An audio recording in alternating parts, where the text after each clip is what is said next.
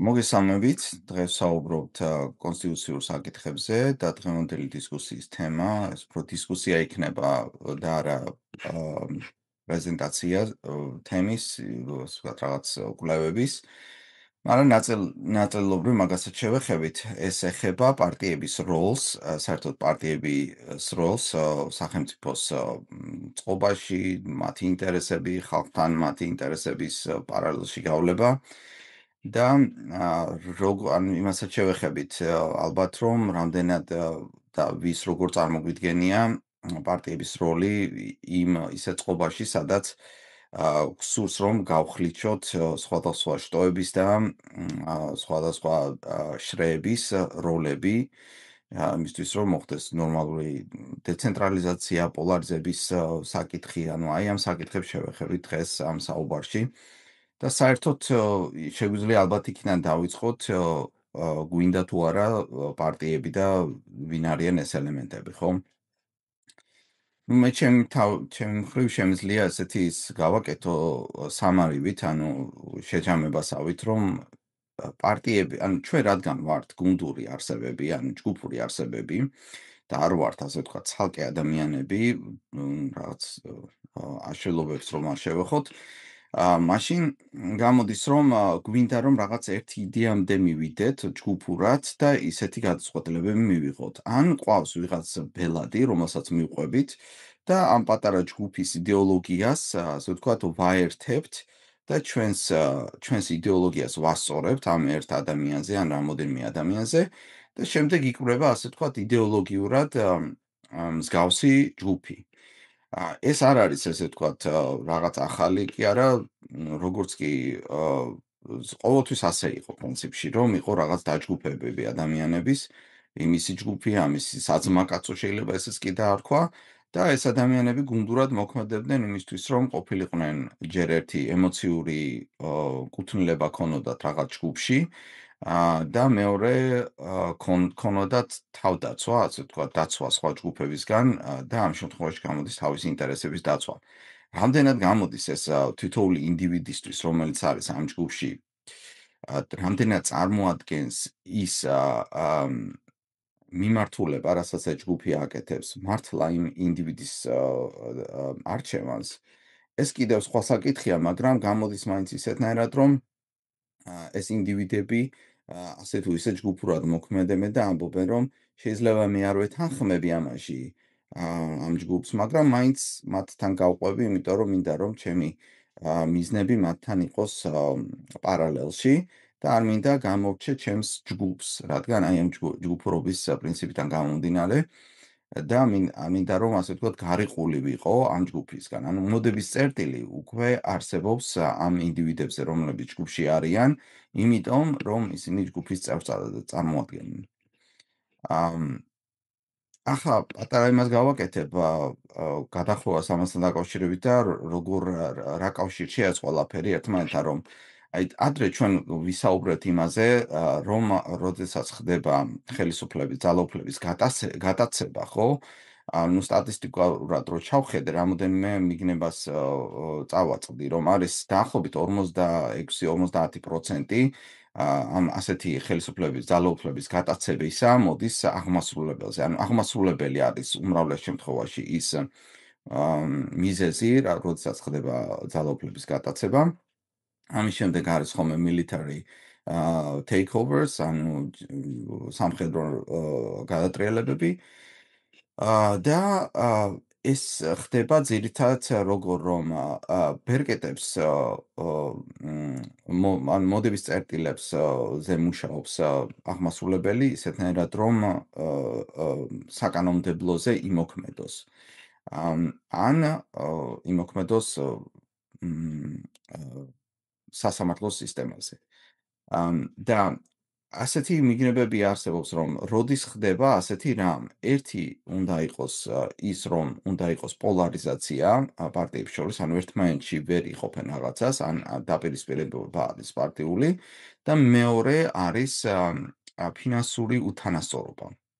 ანუ აჩვენებს კვლევები, რომ თუ ეს ორი ერთად გაქვს, ძალიან დიდია იმისი რისკი, იმისი გამოსავალი საერთო ჯამში, ალბათ 80 რაღაც პროცენტებზე ადის, რომ ძალაუფლების გადაცემა მოხდება. ანუ როდესაც გაქვს ერთი პოლარიზაცია, მაგრამ პოლარიზაცია თუ ფინანსურად უთანასწორობა არ არის და შედარებით სტაბილური დემოკრატია პოლარიზაცია ვერ იწვევს, მხოლოდ პოლარიზაცია ვერ იწვევს ძალაუფლების გადაცემას. ანუ ეს ერთი, მაგრამ თუ ამას დავამატებთ ჩვენ ფინანსურ უთანასწორობას, მაშინ იმის შანსი, რომ ძალაუფლების გადაცემა მოხდეს, არის ძალიან მაღალი და ამას როგორც წესი ახდენს სწორედ აღმასრულებელი.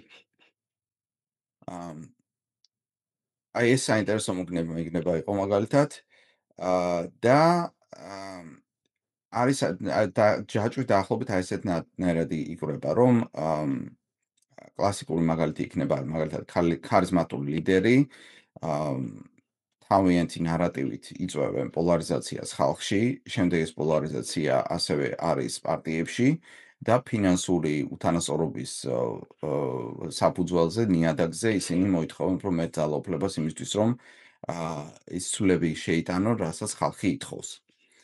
ამ აი ეს არის ასე ვთქვათ პოლარიზაციის ნაწილი. ამ ეხლა არის პოლარიზაციის ანუ იქნება ასეთი შეკითხვა, რომ როგორ დავალრეგულოთ მაგალითად, რომ პარტიებში არ აღმოჩნდნენ ლოიალისტები, შეიძლება აი ესეთნაირად შეხედო ამას, და ეს არ გახდეს ასე ვთქვათ პერსონალური პარტია. ეს შეიძლება აღმასრულებლის, ანუ შეიძლება პრეზიდენტს ეკუთვნოდეს ეს ან პრემიერ-მინისტრს ეს პარტია და იყვნენ მათი ლოიალისტები, ხო? ეს ერთი ნაწილია. ამ და შემდეგ ანუ მეორე იქნება როგორ აღუდგეთ წინ პარტიული კუთხით გადაცებას, ანუ უმრავლესობა მოდის პარტიულად მოდის და ეს პარტია შემდეგ წარმოადგენს პარლამენტარულ სისტემებში და პრეზიდენტულშიც კი არის მაინც ჰიბრიდული გამოდის, ანუ აღმასრულებელი და საკანონმდებლო არის პრინციპში ერთი და იგივე წარმომადგენელი არის წარმოქმნილი, ეს არის ერთი პარტია. ახლა შევეხებ პატარა პარტიების ლიდერების კონტროლი, როგორ ხდება წევრებზე, ანუ ეს რაღაც ისინი წავიკითხე ამის შესახებ და ძირითადად სამი ნაწილია. ეს არის არსებულ წევრებზე პარტიული კონტროლი, თუ აი მაგალითად ესეთი რომ თუ ჩვენთან არ ხარ, ჩვენ გაგრიყავთ და ჩამოგაშორებთ ჩვენ სისტემას და რეპუტაციას დაგიკარგავთ და ამიტომ პარტიაში რომ არის ვთქვათ თეორიულად 100 ადამიანი, თუ ცოტა განზე პერიფერიაზე დგას ადამიანი, მას ეუბნებიან, რომ მცირე არის ჩვენთან არ ხარ იდეოლოგიურად, ამიტომ ან არ დაგაფინანსებთ, ან გაგრიყავთ, ან ჩაგძირავთ და შესაბამისად შემდეგ არჩევნებში ვერ გაიმარჯვებ. შესაბამისად ეს პარტია ხდება ძალიან ვიწროდ იდეოლოგიურად და ქცევით ასე ტენდენცია რომ მოხდეს დავიწროება იმ ლოიალისტური ჯგუფის, რომელიც რომ მხოლოდ ერთ იდეაზე დგას. ანუ ერთნაირად დგას იგივე იდეებზე. მეორე არის ფინანსური კონტროლი, ანუ უმრავლეს შემთხვევაში პარტიებს აქვს ცენტრალიზებული ფინანსები. ანუ ცენტრში არის დაფინანსება, რა თქმა უნდა შეიძლება პერიფერიაში ჰქონდეს დაფინანსება, მაგრამ ძირითადად დაფინანსება არის ცენტრში. და ეს ცენტრალური დაფინანსება თუ აქვს პარტიას, მაშინ გამოდის რომ რომც იყოს უკვე პარტიის წევრი და ასე შემდეგ, თუ დაფინანსება შეუწყდება, დამოკიდებულია ეს დაფინანსება შემდეგ არჩევნებზე, მის თქვათ პლაკატებზე იქნება თუ რეკლამაზე და ეს მედია და ფინანსურ ნაწილებში შეიძლება განვიხილოთ არჩევნების ნაწილს რაც შეეხება თუ რა რეგულაციები არსებობს სხვა ქვეყნებში, რომლებიც რომ ამას პირიქით ხელს უშლის, რომ ამაზე არ იყოს დამოკიდებული და ეს ბერკეტი, ასე ვთქვათ, მოხსნილი იქნას. მაგრამ ფაქტი ის არის, რომ ფინანსურ ფინანსებს დიდი მნიშვნელობა აქვს ამ ცალკეული არჩეული თუ დანიშნული პირებისთვის, რომ ისინი იყვნენ რაღაც პედესტალზე. და შემდეგი მესამე ეს ყველაზე მნიშვნელოვანი, რაც ეს წარმოვიდგენია, რომ ახალი არჩევნები როდესაც არის და ახალი კანდიდატები შემოდიან პარტიაში, შეიძლება ისინი პარტიულ წევრები იყვნენ უკვე, მაგრამ იმისთვის, რომ სადმე ბალოტზე დაჯდეს ეს ადამიანი და ამორჩევა ხმა მისცეს მას სჭირდება, რომ რაღაც განაცხადოს რაღაცა ლოიალობა, რაღაც პარალელში იყოს პარტიულ ლიდერშიპთან. სხვა შემთხვევაში ის უბრალოდ კენჭისყრაზე ვერ დადგება და არ მიეცემა მას საშუალება, რომ კენჭი იყაროს. შესაბამისად, ეს პარტიის ლიდერები ახერხებენ, რომ თავისი პარტიის წარმომადგენლები ვინ აწყობთ, ხო, ანუ ვინ არის ასეთი ადამიანი, ეს არის ლოიალური ადამიანი, რომელიც რომ იტყვის, რომ კი, როგორც შენ იტყვი, ამას მე გავაკეთებ. შემდეგ შეიძლება შეიცვალოს პარტია, შეიძლება შეიცვალოს გადატრიალება მოხდეს და ასე შემდეგ, მაგრამ ამ ადამიანს, ხო, ასეთ ადამიანებს აქვს შინაგანი შესაძლებლობა იმის, რომ არ ქონდეს რაღაც განსაკუთრებული ძლიერი პრინციპები შინაგანად და გაყვეს სხვადასხვა გზას. ანუ ასეთია ესეთი ადამიანის ბუნებრივი წყობა და ეს გამოდის ლოიალისტები და კონფორმისტები, რომლებიც რომ გვხვდება სხვადასხვა მთავრობებში. ანუ ესეთი პარტია პრინციპში გამიზნულად არჩევს ასეთ ადამიანებს, რომელიც რომ საქმეს გააკეთებს ისე, როგორც მას ეტყვიან. და გამოდის რომ ასეთნაირ დალაგებული პარტიები არის პერსონალური პარტიები და ფინანსურადაც დამოკიდებულები არიან ეს პარტიის წევრები და ასეთი მაგიერი წრეა აწყობილი ამ პარტიაში. შემდეგ ესეთი რამე არსებობს პერნიციოზული პოლარიზაცია, რაც ჩვენს თემას ეხება დღეს. პერნიციოზული პოლარიზაცია რა არის, რომ პარტია მხარდამჭერების მოზიდვის მიზნით, ხო, პარტია ცდილობს, რომ მეორე მხარე წარმოარჩინოს, როგორც მეორე ან მესამე, ხო, სხვა ოპოზიციური პარტია, მისთვის წარმოაჩინოს როგორც რაღაც დიდი საშიშროება, საფრთხე ქვეყნისთვის და ან შეიძლება მათი იდეოლოგია წარმოაჩინოს ასეთნაირად და რაღაც იდეოლოგიას და რაღაც მიმართულებას აყალიბებს, რომ ჩვენ ამას წარმოვადგეთ, ან ჩვენ backbone-ი არის ეს ღირებულებები და ამაზე არის დაშენებული მთელი პარტიის, ასე ვთქვათ, ნარატივი. შემდეგ ამ ნარატივში ადამიანები პოულობენ რაღაცა თავის თავში, ანუ ჯერ კვლევა ტარდება იმაზე, რომ ადამიანებს რა აწუხებთ და რაზეა მოდების წერტილი და მითვისება ხდება აი ამ იდეოლოგიების ამ პარტიაში და შემდეგ პარტია წარმოადგენს, რომ აი ჩვენ ასე გვინდა მომავალს ასე ვხედავთ, რაღაც ღირებულებებს ვხედავთ, რა ვიცი, ოჯახის ღირებულებები იქნება ეს თუ რაღაც რელიგიური კუთხით და აი ეს პუნქტებად დაალაგებს, რომ ეს ვართ ჩვენ.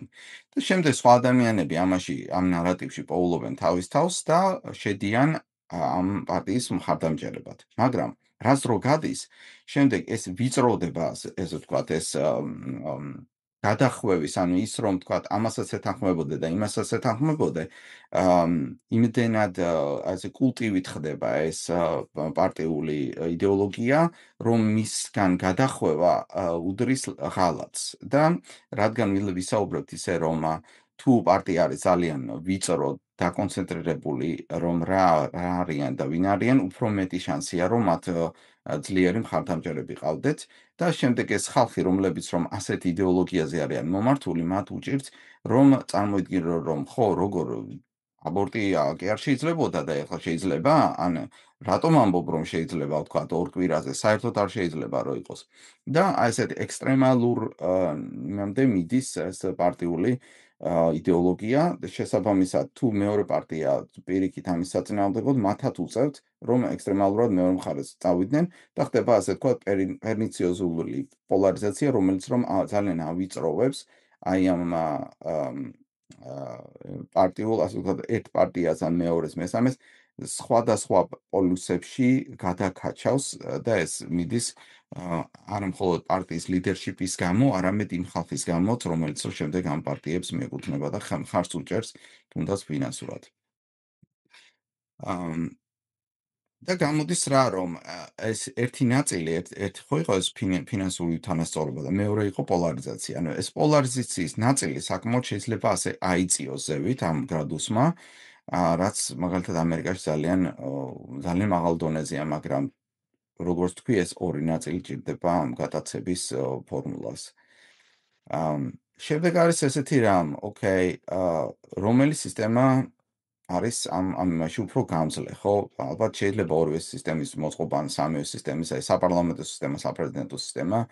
აა და აი ამაზე შეგვიძლია ჩვენ მაგალითად ვისაუბროთ. ძალიან არ მინდა გამიგრძელდეს, სხვებსაც მინდა მოგცეთ საშუალება, რომ ამაზე კომენტარები გააკეთოთ და მერე ალბათ შეგვიძლია გადავიდეთ, როგორ წარმოგვიდგენია ჩვენ, რომ პარტიული აა მართვა გავაუმჯობესოთ, ეს იქნება ვთქვათ პრაიმარიზებზე შეგვიძლია ვისაუბროთ ან სხვა ნაწილებზე და აქედან დავიწყოთ.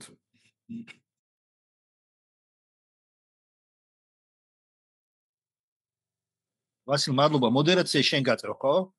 შეგიძლია შენ გაწიო, არ არის არა, პრობლემა. არა. გაწიე და ანუ კითხვებით როგორ გავაგზავნოთ ახლა. მე მქონდა რამდენიმე კითხვა. კიდას.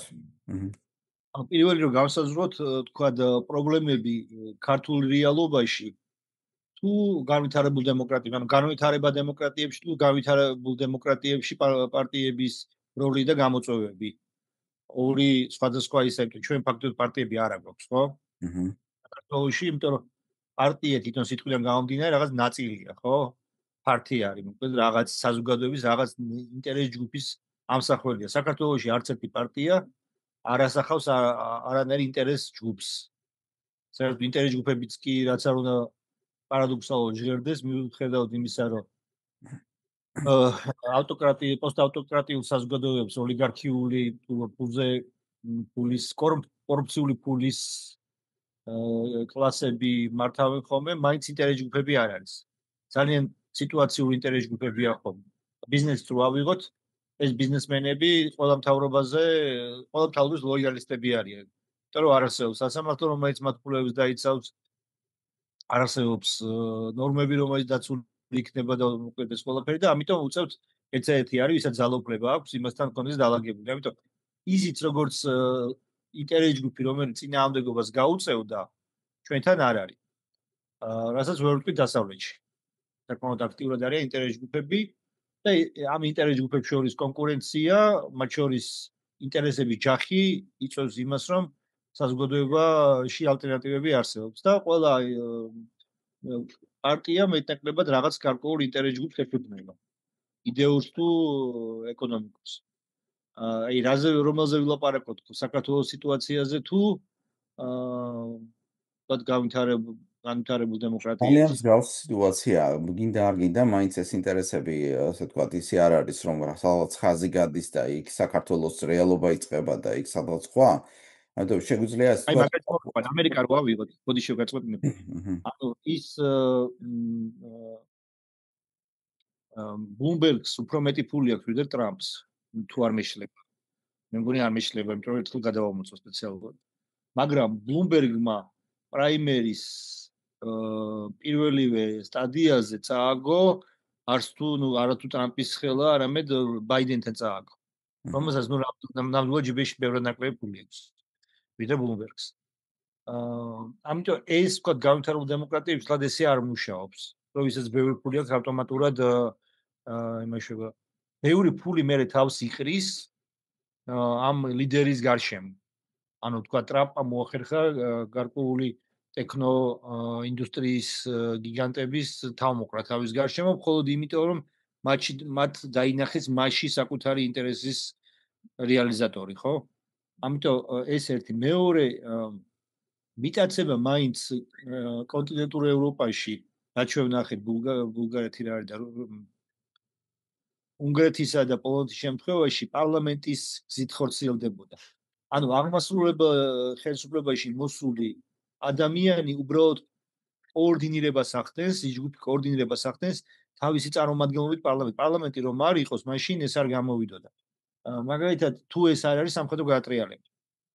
სადაც არანაირი დემოკრატიული კონსტიტუციური მიტაციის დემოკრატიით თუ რა ქვია, ფორმალური კანონმდებლობით შენიღბული მიტაცება არ ხდება. თქვა პინოჩეტმა უბრალოდ ჯარები გამოიყვანა და მორჩა იგი ხო და ეგ.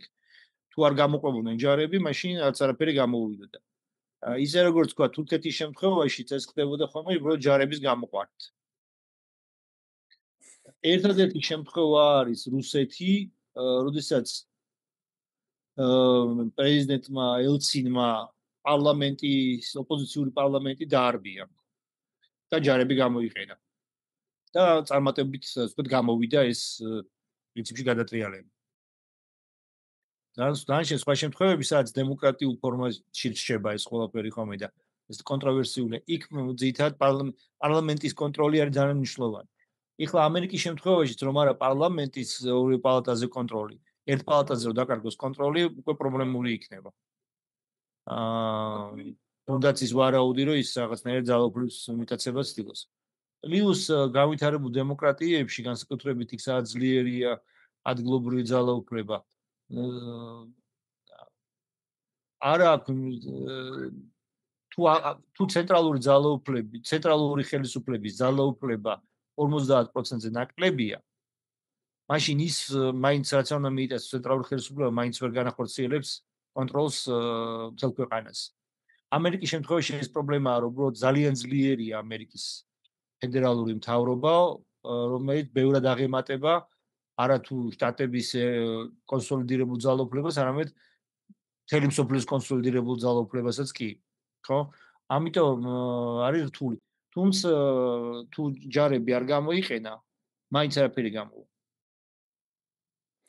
ხო, ძალიან ბევრი მას შეეხება. შენ ამ ის დაშვებები გამოვრიცხენ, ახლა ანუ იმ დაშვებებში შეგიკამათე, რომ აღმასრულებელი ხელისუფლება უბრალოდ კოორდინაციას უწევს, იმიტომ რომ ლიდერი მოდის აღმასრულებელ ხელისუფლებაში და ის უბრალოდ თავისი ლოიალისტების მეშვეობით, მაგრამ პარლამენტის გზით, პარლამენტის ბექაპი თუ არ იქნება, ზურგი თუ არ იქნება, ზურგამიცემული თუ არ იქნება პარლამენტისგან, ის ამას ვერ განახორციელებს. ვერ განახორციელებს, მაგრამ მაინც ვერ განახორციელებს თუ ძლიერი თუ დეცენტრალიზაცია თუ ცენტრალიზებულია, მაშინ განახორციელებს. თუ დეცენტრალიზებულია, მაშინ უჭირს. ხო, მიუხედავად იმისა, რომ ამერიკა ფორმალურად ცენტრალიზებული არაფრით არ არის, აი ამ ძალაუფლების მაინც ხდება, ანუ ამერიკაში ხო გვახსოვს, რომ პრეცედენტებზე დაყრდნობილი სამართალია და შესაბამისად თუ ადრე რომელიღაცა პრეზიდენტმა მოაღწია, რომ გადაელახა რაღაცა ბარიერი, შემდეგ პრეზიდენტი იმ ბარიერს კი არა, შემდეგ ბარიერზე ცდილობს რომ გადავიდეს და ასე შემდეგ და აი ეს სასამართლო არის ხოლმე უფრო რეაქტიული ინსტრუმენტი, რეაგირების რეჟიმში ინსტრუმენტი, პოსტფაქტუმ ინსტრუმენტია. თუ არ არსებობს სხვა ინსტიტუციები, რომლებიც შეაჩერებენ, მაშინ ის ძალიან ხან მუშაობს, ხან არა. ამერიკის მაგალითზეც აი მწინეებზე რაც განვიხილეთ, იქ ნახეთ, ხო, უამრავი кейსია, სადაც თითქმის 50-50-ზე. ეხლა ისევ კითხვა ჩემი ესეთი არა, რომელზე ვილაპარაკოთ, იმიტომ რომ მაინც განსხვავებული მგონია. აი, მგონი რაზე იქნება კარგი საუბარი, რომ პარტიების როლი თვითონ საკანონმდებლო შტოს დალაგებაში და შემდეგ, იმიტომ რომ ეს პირდაპირ შემდეგ მოქმედებს აი იმ ძალაუფლების გაყოფაზე, რაზეც საუბრობთ აღმასრულებელსა და საკანონმდებლოს შორის. ძირითადად აქ აგრესორი არც თითქმის არსად არ გვევლინება იმ გამოცდილებაში, რაც სოფლიოში არსებობს სასამართლო.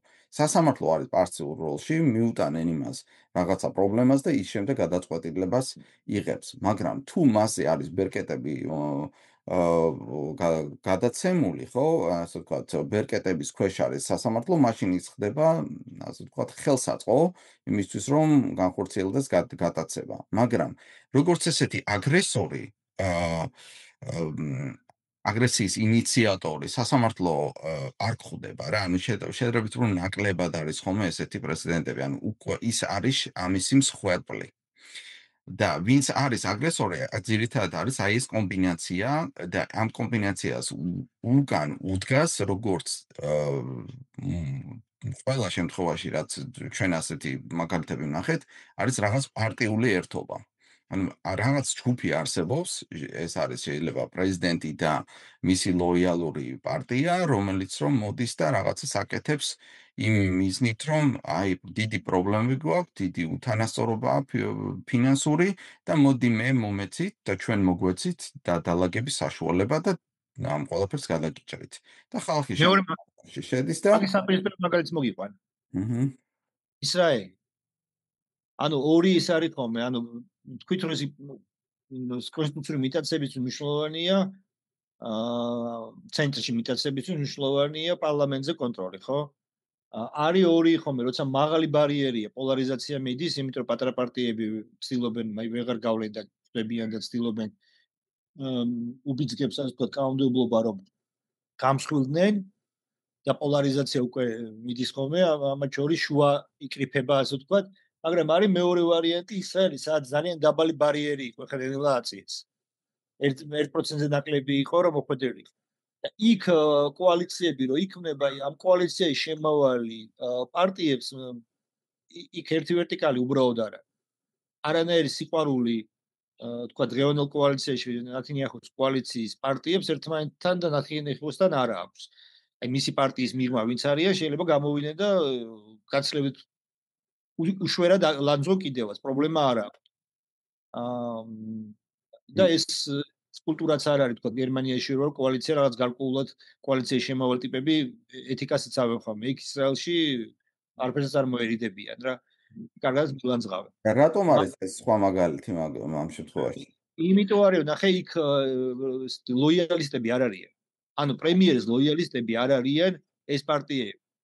ერთი ის არის განსხვავება, რომ იმათ აკავებთ ის ფაქტი, რომ მაშინ ვერ იქნება government, იმიტომ რომ დაიშლება. ანუ ხო ქონდათ მაგათ რამოდენიმე ესეთი შემთხვევა და ამბობენ, რომ აი ვინ შეიძლება მოვიდეს, სხვა ალბათ მაინც იმიდიებს ვერ გაატარებს და მოდი ამას შევეგუოთ და მივაწვეთ როგორც შეგვიძლია. შევეგუოთ არა, არაფერს არ ეგუებიან ხოლმე. არ ეგუებიან კი ბატონო, მაგრამ ვაჭრობენ ადგილებისთვის. ახეთ საკმაოდ დეცენტრალიზებული, ანუ ამ ისრაელის მთავრობა საკმაოდ დეცენტრალიზებულია. ანუ თავის შემადგენლობით არის საკმაოდ ესეთი პარტია. პარლამენტი და მთავრობაც. იმიტომ რომ ის შემადგენლობაც კი. ხო და შესაბამისად იქ მთავრობაშიც ლოიალისტები არ უზიან. უბრალოდ ისინი ერთიანდებიან, იმიტომ რომ ძალაუფლება უნდა და ძალაუფლებას იყოფენ, რაც დემოკრატიის ფუნდამენტიც არის. უბრალოდ ძალიან პატისია ხომ რომ ის შეიძლება ორი კაცი ან ერთი კაცი ყავდეს გაყვანილი და ის 50 კაცი ჭირდა 50 პლუს ის ერთი კაცი ჭირდებოდეს და ამიტომ ეს ერთის გამო იმან შეიძლება საკმაოდ მნიშვნელოვანი მისი ელექტორალური წონის არაპროპორციული პოლიტიკური გავლენა მიიღოს. ამიტომაც ძალიან პატარა ბარიერი არის ხომ ცუდი თქვა რაღაცა 3-ზე 2-ზე ქვევით ბარიერი არის ცუდი, იმიტომ რომ აი ამ რისკებს აჩენს. ანუ იქ ლოიალისტები არ არიან. იქ არიან მაგრამ დემოკრატიული პრინციპით არის. მაგრამ აქ რა უნდა გავითვალისწინოთ? საერთოდ პარტიებსა და ხალხს შორის ბმა რას წარმოადგენს, ხო? საქართველოში კი არა, ყველგან ასეა. ადრე იყო მაგალითად 50-იანებში, 60-იანებში, რომ პარტიის მხარდამჭერები და ფინანსური კონტრიბუტორები და ასე შემდეგ პოპულაციის საკმაოდ დიდი ნაწილი იყო რა. საუბარია 30-40%-ზე. რაც დრო გავიდა ამ ჯგუფის მიმართ, პოლიტიკოსების მიმართ ზოგადად ნდობა უფრო და უფრო ნაკლებია და დღეს წარმოადგენს single digits, ანუ ერთ ციფრა მეებზე გვაქვს საუბარი. დაახლოებით 5%-ზე გვაქვს საუბარი, შეიძლება 3-ზე და საქართველოს შემთხვევაში ალბათ არ ვიცი, შეიძლება 1%-ზეც არ არის საუბარი პოპულაციის, რომელიც რომელიღაცა პარტიას ან მიეკუთვნება, ან აფინანსებს. აი ამ ორ რო გამოყოთ. შესაბამისად, ისმება შეკითხვა. ის რომ ვიღაცას აქვს რაღაც პარტია შექმნილი და რაღაც იდეოლოგიას ავრცელებს, არის თუ არა ეს ხალხის ნება? ანუ სტრუქტურირებული არის თუ არა ხალხი იმ დონეზე ამ სისტემაში, რომ ეს პარტიები მათ ნებას წარმოადგენენ, ესეთ შეკითხვა და თუ თუ უდგებით ამას ისე, რომ იცი რა არის ხალხს თუ არ აქვს ორგანიზება ამისთვის და უბრალოდ თავისთვის ცხოვრობს და თქვათ, რა ვიცი, თივას აწყობს იქ და ძროხას მიხედავს, ეს ნიშნავს, რომ მას არ უნდა, რომ პოლიტიკურ იმაში მიიღოს მონაწილეობა, აქტივიზმში, ანუ საერთოდ ქვეყნის მართვაში და უბრალოდ ეს რადგან პასიურია, ესე იგი შეგვიძლია რომ მართოთ, ხო? აი ესეთნაირად რო შევხედოთ ამ საკითხს, გამოდის ესე, რომ არჩევანი გვაქვს ან ეს, ანუ ცუდი და იმაზე უფრო ცუდი და შესაბამისად ან ამას უნდა შევეგუოთ, ან მეორე ვარიანტი, რომ სისტემა შეიქმნას ისეთი, რომელიც რომ ამ სხვა ადამიანებს მისცემს საშუალებას, რომ მართონ მთელი სისტემის ნაწილები პარტიების გარეშე, ან იმდენი ბერკეტი მაინც ჰქონდეთ სისტემაზე, რომელიც რომ პარტიებს შეაკავებს. ანუ აი ამ სტრუქტურაზეა საუბარი, რადგან დღეს პრინციპში მთელ მსოფლიოში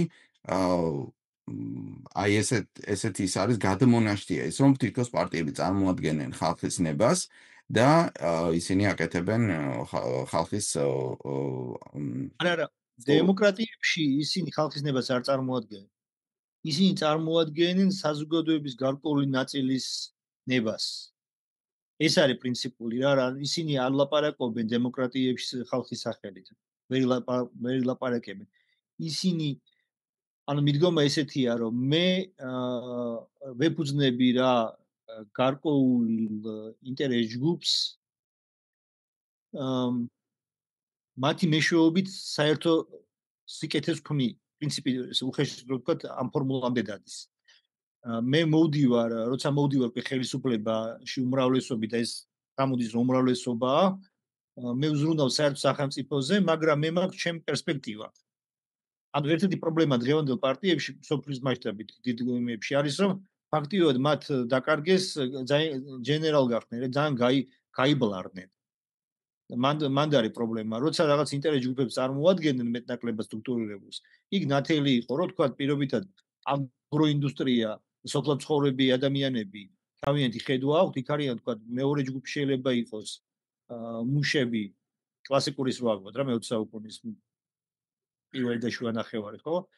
არის თქვა მუშები, რომელსაც თავისი ინტერესები აქვს განსხვავებული აგროსექტორისგან და არის კიდევ თქვა შეიძლება იყოს ტექნოლოგიური კომპანიები პირობითად ან საფინანსო რაღაცები, რომელსაც კიდევ სხვა ინტერესები აქვს. და ამათ შორის კონკურენცია ქმნიდა გარკვეულ პროგრესს, შეთანხმებებს და ესეთი მდგრად განვითარების საშუალებას. მოდი ჯერ იმაზე ვთქვათ, ანუ რა როლი წარმოგვიდგენია, ანუ რაზე თანხმდებით, გვინდა თუ არა ზოგადად პარტიები, თუ რამე სხვა ფორმა არსებობს წარმომადგენლობითობის. შვეიცარიაში ამ პარტიების მიღმა არის ხო ეს პირდაპირ ისე ქვია რეფერენდუმის მექანიზმი, რომელიც შემბოჭველი არის რესპუბლიკური მმართველობის, ხო? წარმომადგენლობითი მმართველობის. ანუ მიქსი არის, გარკვეულ ჰიბრიდი არის რესპუბლიკური და პირდაპირ დემოკრატიების დაბალანსება ხდება ამით. ანუ აი ამაზე რო ვილაპარაკოთ ჯერ პარტიების როლზე იდეალურ შემთხვევაში და მე ვნახოთ ამ იდეალთა რა ვაშორებს და როგორ შეგვიძლია მივუახლოვოთ. აი იდეალური რა იქნებოდა შენთვის? აი ჩემს იდეალური იქნებოდა ასეთი სიტუაცია, რომ ჯერ ერთი იქიდან უნდა დავიწყოთ, რომ პარტიები წარმოადგენენ თუ არა ხალხის ნებას და მე ვფიქრობ, რომ ეს ასე არ არის. პარტიების ერთმანეთში ქიშპობა, პოლარიზაცია ხალხის ინტერესში არ არის. რაღაცა მომენტში ისეთ საკითხებზე, რომელიც რომ მართლა ხალხისთვის მნიშვნელოვანია და ხალხიდან წამოვა, კი ბატონო, მაგრამ ეს არ უნდა იყოს პარტიების მიერ დათესილი პროპაგანდა, რომელზეც შემდეგ ისე პარტიები პასუხობენ. მაგრამ მაგ თემაზე რომ არ წავიდეთ შორს, ვფიქრობ, რომ პარტიები თვითონ ანუ idealურ სიტუაციაში რა შეიძლება გაკეთდეს, ხო? პარტიების პოლარიზაცია არ უნდა საზღვრავდეს ხალხის აჯენდას, ხალხი უნდა აკეთებდეს ამას. ანუ ბერკეტები ხომ აქვთ ახლა პარტიის წევრებს ერთმანეთზე და პარტიის leaderships, ეს ბერკეტები უნდა გადაეცეს ხალხს სწორედ იმით, რომ ერთი რომ კანონმდებლობა თუ არის შემოტანილი, რომელიც მათ არ აინტერესებს, რომ უკან უნდა გაიწვიონ, ერთი ეგ შეიძლება გაკეთდეს. მეორე კანონმდებლობის შემოტანის საშუალება უნდა ჰქონდეთ, რომელიც რომ შემდეგ პარტიებმა უნდა გაარჩიონ და გადაწყვიტონ. ნუ პარლამენტმა თუ ადგილობრივმა თუ ცენტრალურმა საკანონმდებლომ. კიდევ არის ის, რომ გაწვევის საშუალება შეიძლება მივცეთ გარკვეულ შემთხვევებში, საკანონმდებლო თუ აღმასრულებელზე თუ ორივეზე, ესეც დასაფიქრებელია, მაგრამ რაღაცა შედარებით მაღალი ბარიერის გაწვევის საშუალება უნდა ჰქონდეს პირდაპირ დემოკრატიის საშუალებით ხალხს, რომ თუ რამოდენიღაცა ათასობით იქნება თუ 10,000-ობით ადამიანი შეიკრიბა და თქვა, რომ ჩვენ გვინდა რომ მოხსნათ ჩვენი წარმომადგენელი, მაშინ უნდა შეეძლოთ ამის გაკეთება და წარმომადგენელს უნდა რამოდენიმე პრეცედენტი ასეთი უნდა პერიოდულად დადგეს, აი ესე როგორც ამერიკაში იყო მაგალითად სანამ შვარცენეგერი მოვიდოდა როგორც გუბერნატორი, მისი წინამორბედი იქნა გადაყენებული რეფერენდუმის სახით, აი მსგავსი რაღაცები რომ დაიდება, რომ საქართველოში მოხდა, ხო? მაშინ აი ესეთი აღვირახსნილობაც შედარებით შემცირდება. ანუ პირდაპირ მომენტ რომ გავმეჩ. Mhm. ნახე, ერთია როგორ შევბუჭოთ უკვე არჩეულები, რომლებიც როგორც საძალო აქვს ვიწარმოიდეს, ხო? და მე თვითონ ჯერ პარტიებზე რო ესქნათ, ანუ გვინდა თუ არა პარტიები და თქვა შენთვის იდეალურ შემთხვევაში თუ პარტიები ფიქრობ რომ საჭიროა, ანუ ჯგუფების, პოლიტიკური ჯგუფების არსებობა მოდი ესე დავარქვათ, რა როლი და რა ფუნქცია, როგორ წარმოუდგენი იდეალური პოლიტიკური ჯგუფი. აჰა. გვინდა თუ არა პარტიები პირველი ის, ხო? ანუ პარტიები გვინდა თუ არა, ამას ჩვენ ვერ მოვერიდებით.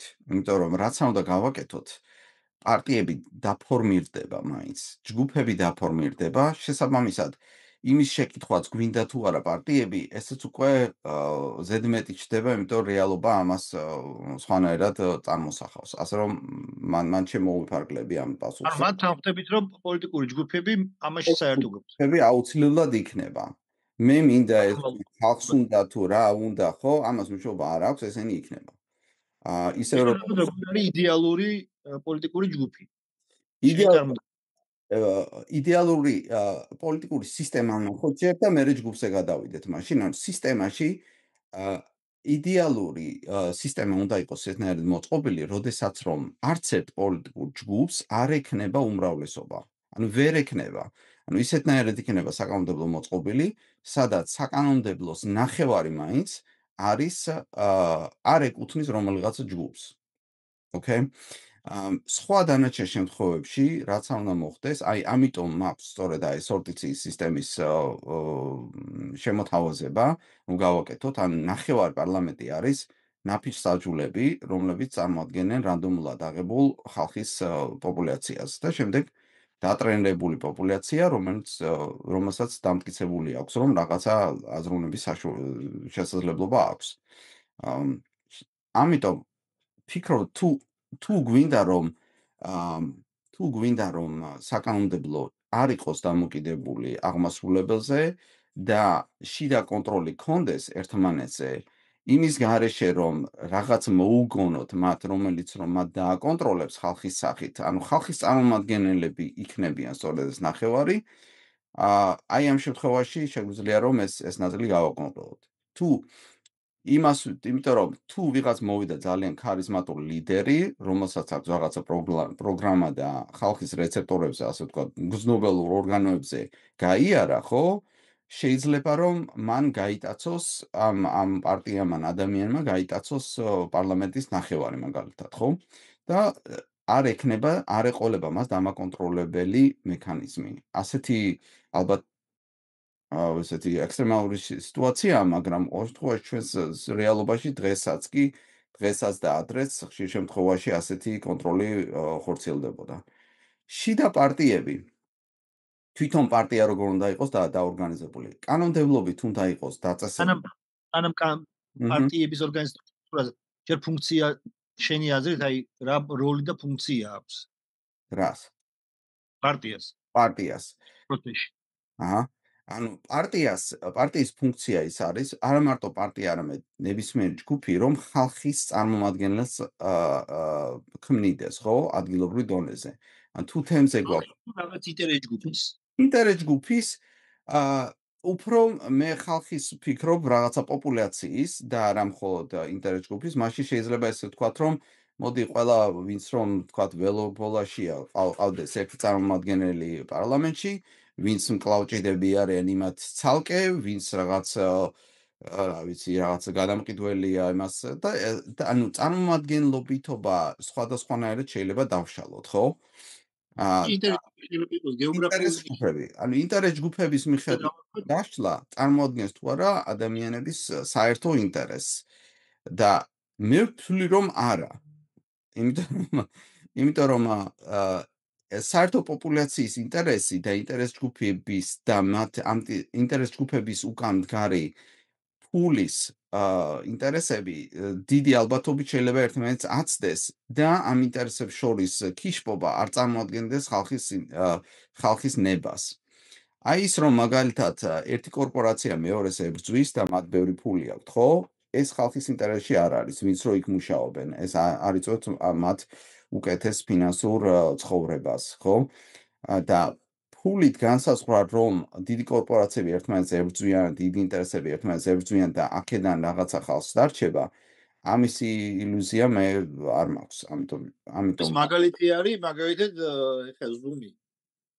თავიდან რომ თქვი? არ აჰა. ზუმი ამის მაგალითი უფასოდ რო გვაქვს ეხა ზუმი ან $20, ამის მაგალითი ეხა ეს ჩვენ დაგვიჯდებოდა რო არა კონკურენცია კორპორაციებს შორის, რომლებსაც თავიანთი კერძო ინტერესი აქვს, მაგრამ ამ კერძო ინტერესთა ჯახი ქმნის იმას, რომ YouTube-ი უფასოდ გვაქვს, ინტერნეტი უფასოდ უამრავი თქვა ინტერნეტ სერვისი უფასოდ გვაქვს, ან ძალიან ხელმისაწვდომ ფასად, ხო? ეს სხვა შეკითხვაა და ეგ ხო ის არის თვითონ კომერციული შეჯიბრებებობის ის არის, ხო? ხო და ეს რომ გადადის შემდეგ დემოკრატიაში რატო არ მუშაობს? იდეების კონკურენცია რატო არ მუშაობს? იმიტომ ან აი შენ თქვი ეგეთ ფრაზა რომ ერთი კორპორაცია მეორე კორპორაციას რო ედავე ეჭიდებაო ესო ვისთვის რა ერთხელ რატო ხეირია არ მუშაობს? იმიტომ რომ აა ინტერესები არ არსებობს ხშირ შემთხვევაში იმ ადამიანების მიერ, რომლებიც რომ იმ საზოგადოებაში ცხოვრობენ. იმიტომ რომ ჩვენ ვართ დიდი ნაწილი საზოგადოების არის საკმაოდ პასიური. აი, თუ ხარ კორპორაცია და გინდა რომ გადარჩე, იქ აუცილებლად უნდა იყო აქტიური და შეჯიბრებადობის იმას თუ ჩამორჩი, აუცილებლად დაიკარგები, ხო, დაიხურები.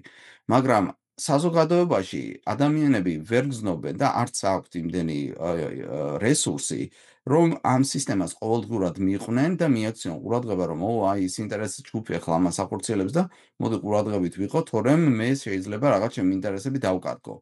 ეს ასე ვერ ხდება და შესაბამისად მათი ხმა უნდა გაჟღერდეს, სისტემა უნდა შეიქმნას ისეთი, რომელიც მათ ხმას აჟღერებს მათი შენ ისე ლაპარაკობ როგორ შევზღუდოთ მას ბოდი შევგაწყვეტ შენ ისე საუბრობ როგორ შევზღუდოთ პოლიტიკური ჯგუფები გავლენა ანუ კარგა სტრუქტურირებული ინტერეს ჯგუფების წარმომადგენელი პოლიტიკური ჯგუფების გავლენა როგორ შევზღუდოთ მარტო მაგას არ ვამბობ. უყურე, მე ვამბობ, რომ ხალხის ხმა წარმოდგენილი არ არის საკმარისად პარლამენტში და იმისთვის, რომ პასიური ადამიანების ხმა წარმოდგენილი იყოს, ასე ვთქვათ, ფორსირებულად პარლამენტში, მაშინ ავიღოთ ნაფიცსაჯულთა ინსტიტუტი და ჩავსვათ როგორც საკანონმდებლოს ნახევარი და მაშინ ეს სისტემა განაპირობებს იმას, რომ ადამიანების ხმა იქაც გაჟღერდეს, სადაც ისინი პასიურად არ არიან.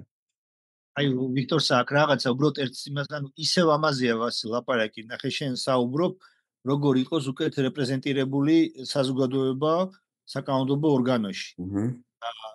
ეგ თქვინა მაგ თემაზე ვლაპარაკოთ, მაგრამ თუ ჩვენ ვლაპარაკოთ ამ სისტემის, პოლიტიკური სისტემის ერთ-ერთ სუბიექტზე, როგორც არიან პოლიტიკური ჯგუფები, მაშინ მე მგონია სხვაგან გადავდივართ, როცა ჩვენ ვლაპარაკობთ ხალხის წარმომადგენლობა პარლამენტში, ცოტა სხვა თემაა, როგორ იყოს კარგად რეპრეზენტირებული და ამის ბევრი ვარიანტი შეიძლება იყოს, მაგრამ თვითონ თუ პოლიტიკურ ჯგუფებზე ვლაპარაკობთ, მგონია რომ ამაზე ჯობია დაკონცენტრირდეთ. ვიქტორ ბოდიში ხო, ვიქტორ, თქვი და მე არა, საინტერესოდ საუბრობდით და გისმენდით უბრალოდ და დამიგროვდა კითხვები, მე გავწიე ხელი. ეს არის, რა ქვია, ვასილის იმეებს დავაკვირდი, ნათქვამებს თავიდან. პირველ რიგში ძალიან თვალში მომხვდა ეს ვასილ რაც თქვი, რომ თუ პოლარიზაცია და ფინანსური უთანასწორობა თავს იჩენსო, ეგრევე ძალაუფლების მიტაცება იოლდებაო და ეგრევე საქართველოს გამახსენდა შორს ვარ წავიდეთ, ბიძინამ რაც გააკეთა შარშან აპრილში, ეგ გააკეთა. ამ ფარას კანონპროექტის შემოღებით პრაქტიკულად ეგ ორი კურდღელი მოკლა. გააპირისპირა საზოგადოება ერთმანეთს და ფინანსური ბერკეტი წაართვა ოპონენტებს, რომ ასე ვთქვათ, სადმე სხვაგან ფული ეშოვათ, ასე ვთქვათ, გარდა მის მიერ კონტროლირებულად ველისა.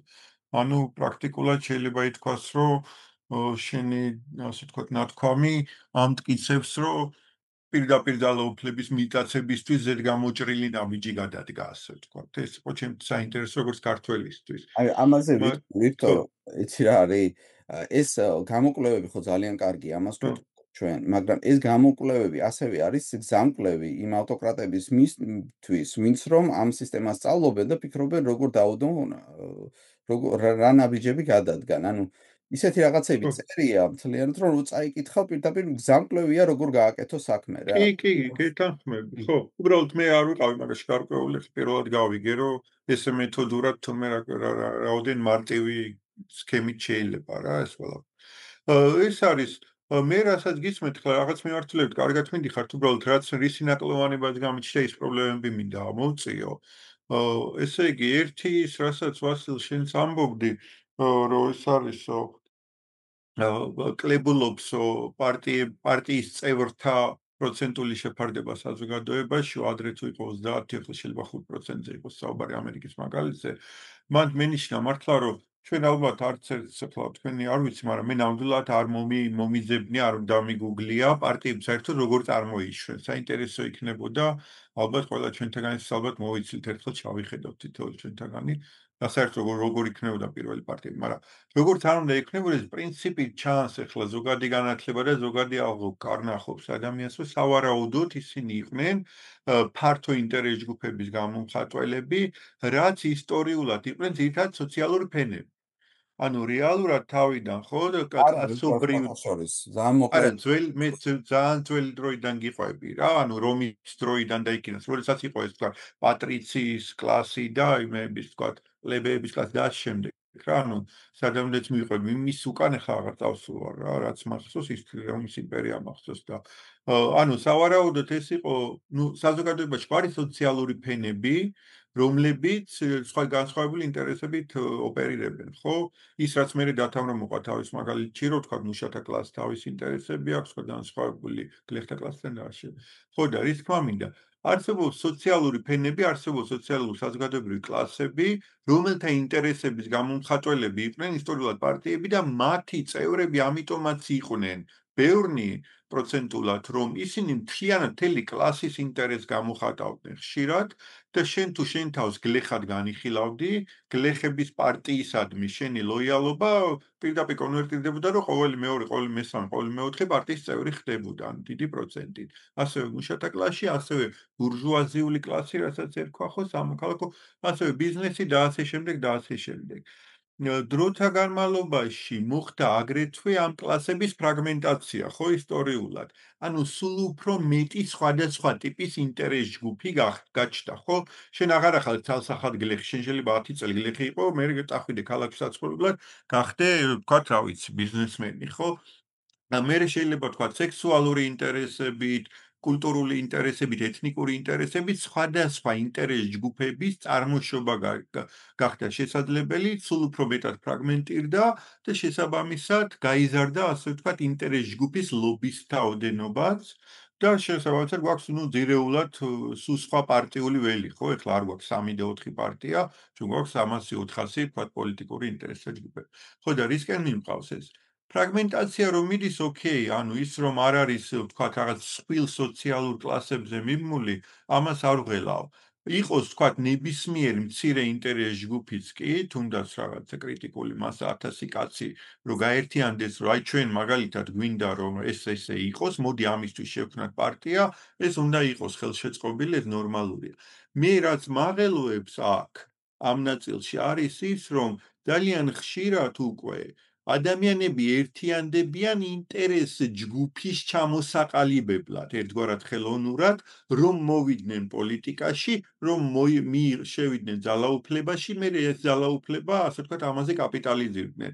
ეს ან გავლენა გაყიდონ, ანუ არ ვიძახი მეტად კორუფციულად, თუნდაც ლეგალურად რა, რომ მოდი გავხდეთ პოლიტიკოსები, აი ეს თემა რა.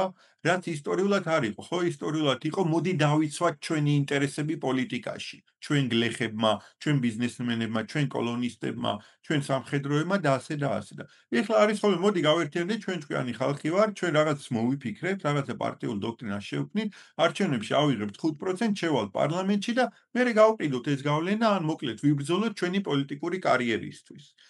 ხო და აი ეს, ასე ვთქვათ, რომ შენ კი არ გინდა რაღაცა ინტერესები გაატარო, არამედ შენ აპრიორი მოდიხარ პოლიტიკაში და შენ გაქვს კარტ ბლანში, რომ შექმნა პარტია იმისთვის, რომ უბრალოდ პური ჭამო, უხეშად რო ვთქვათ, ხო?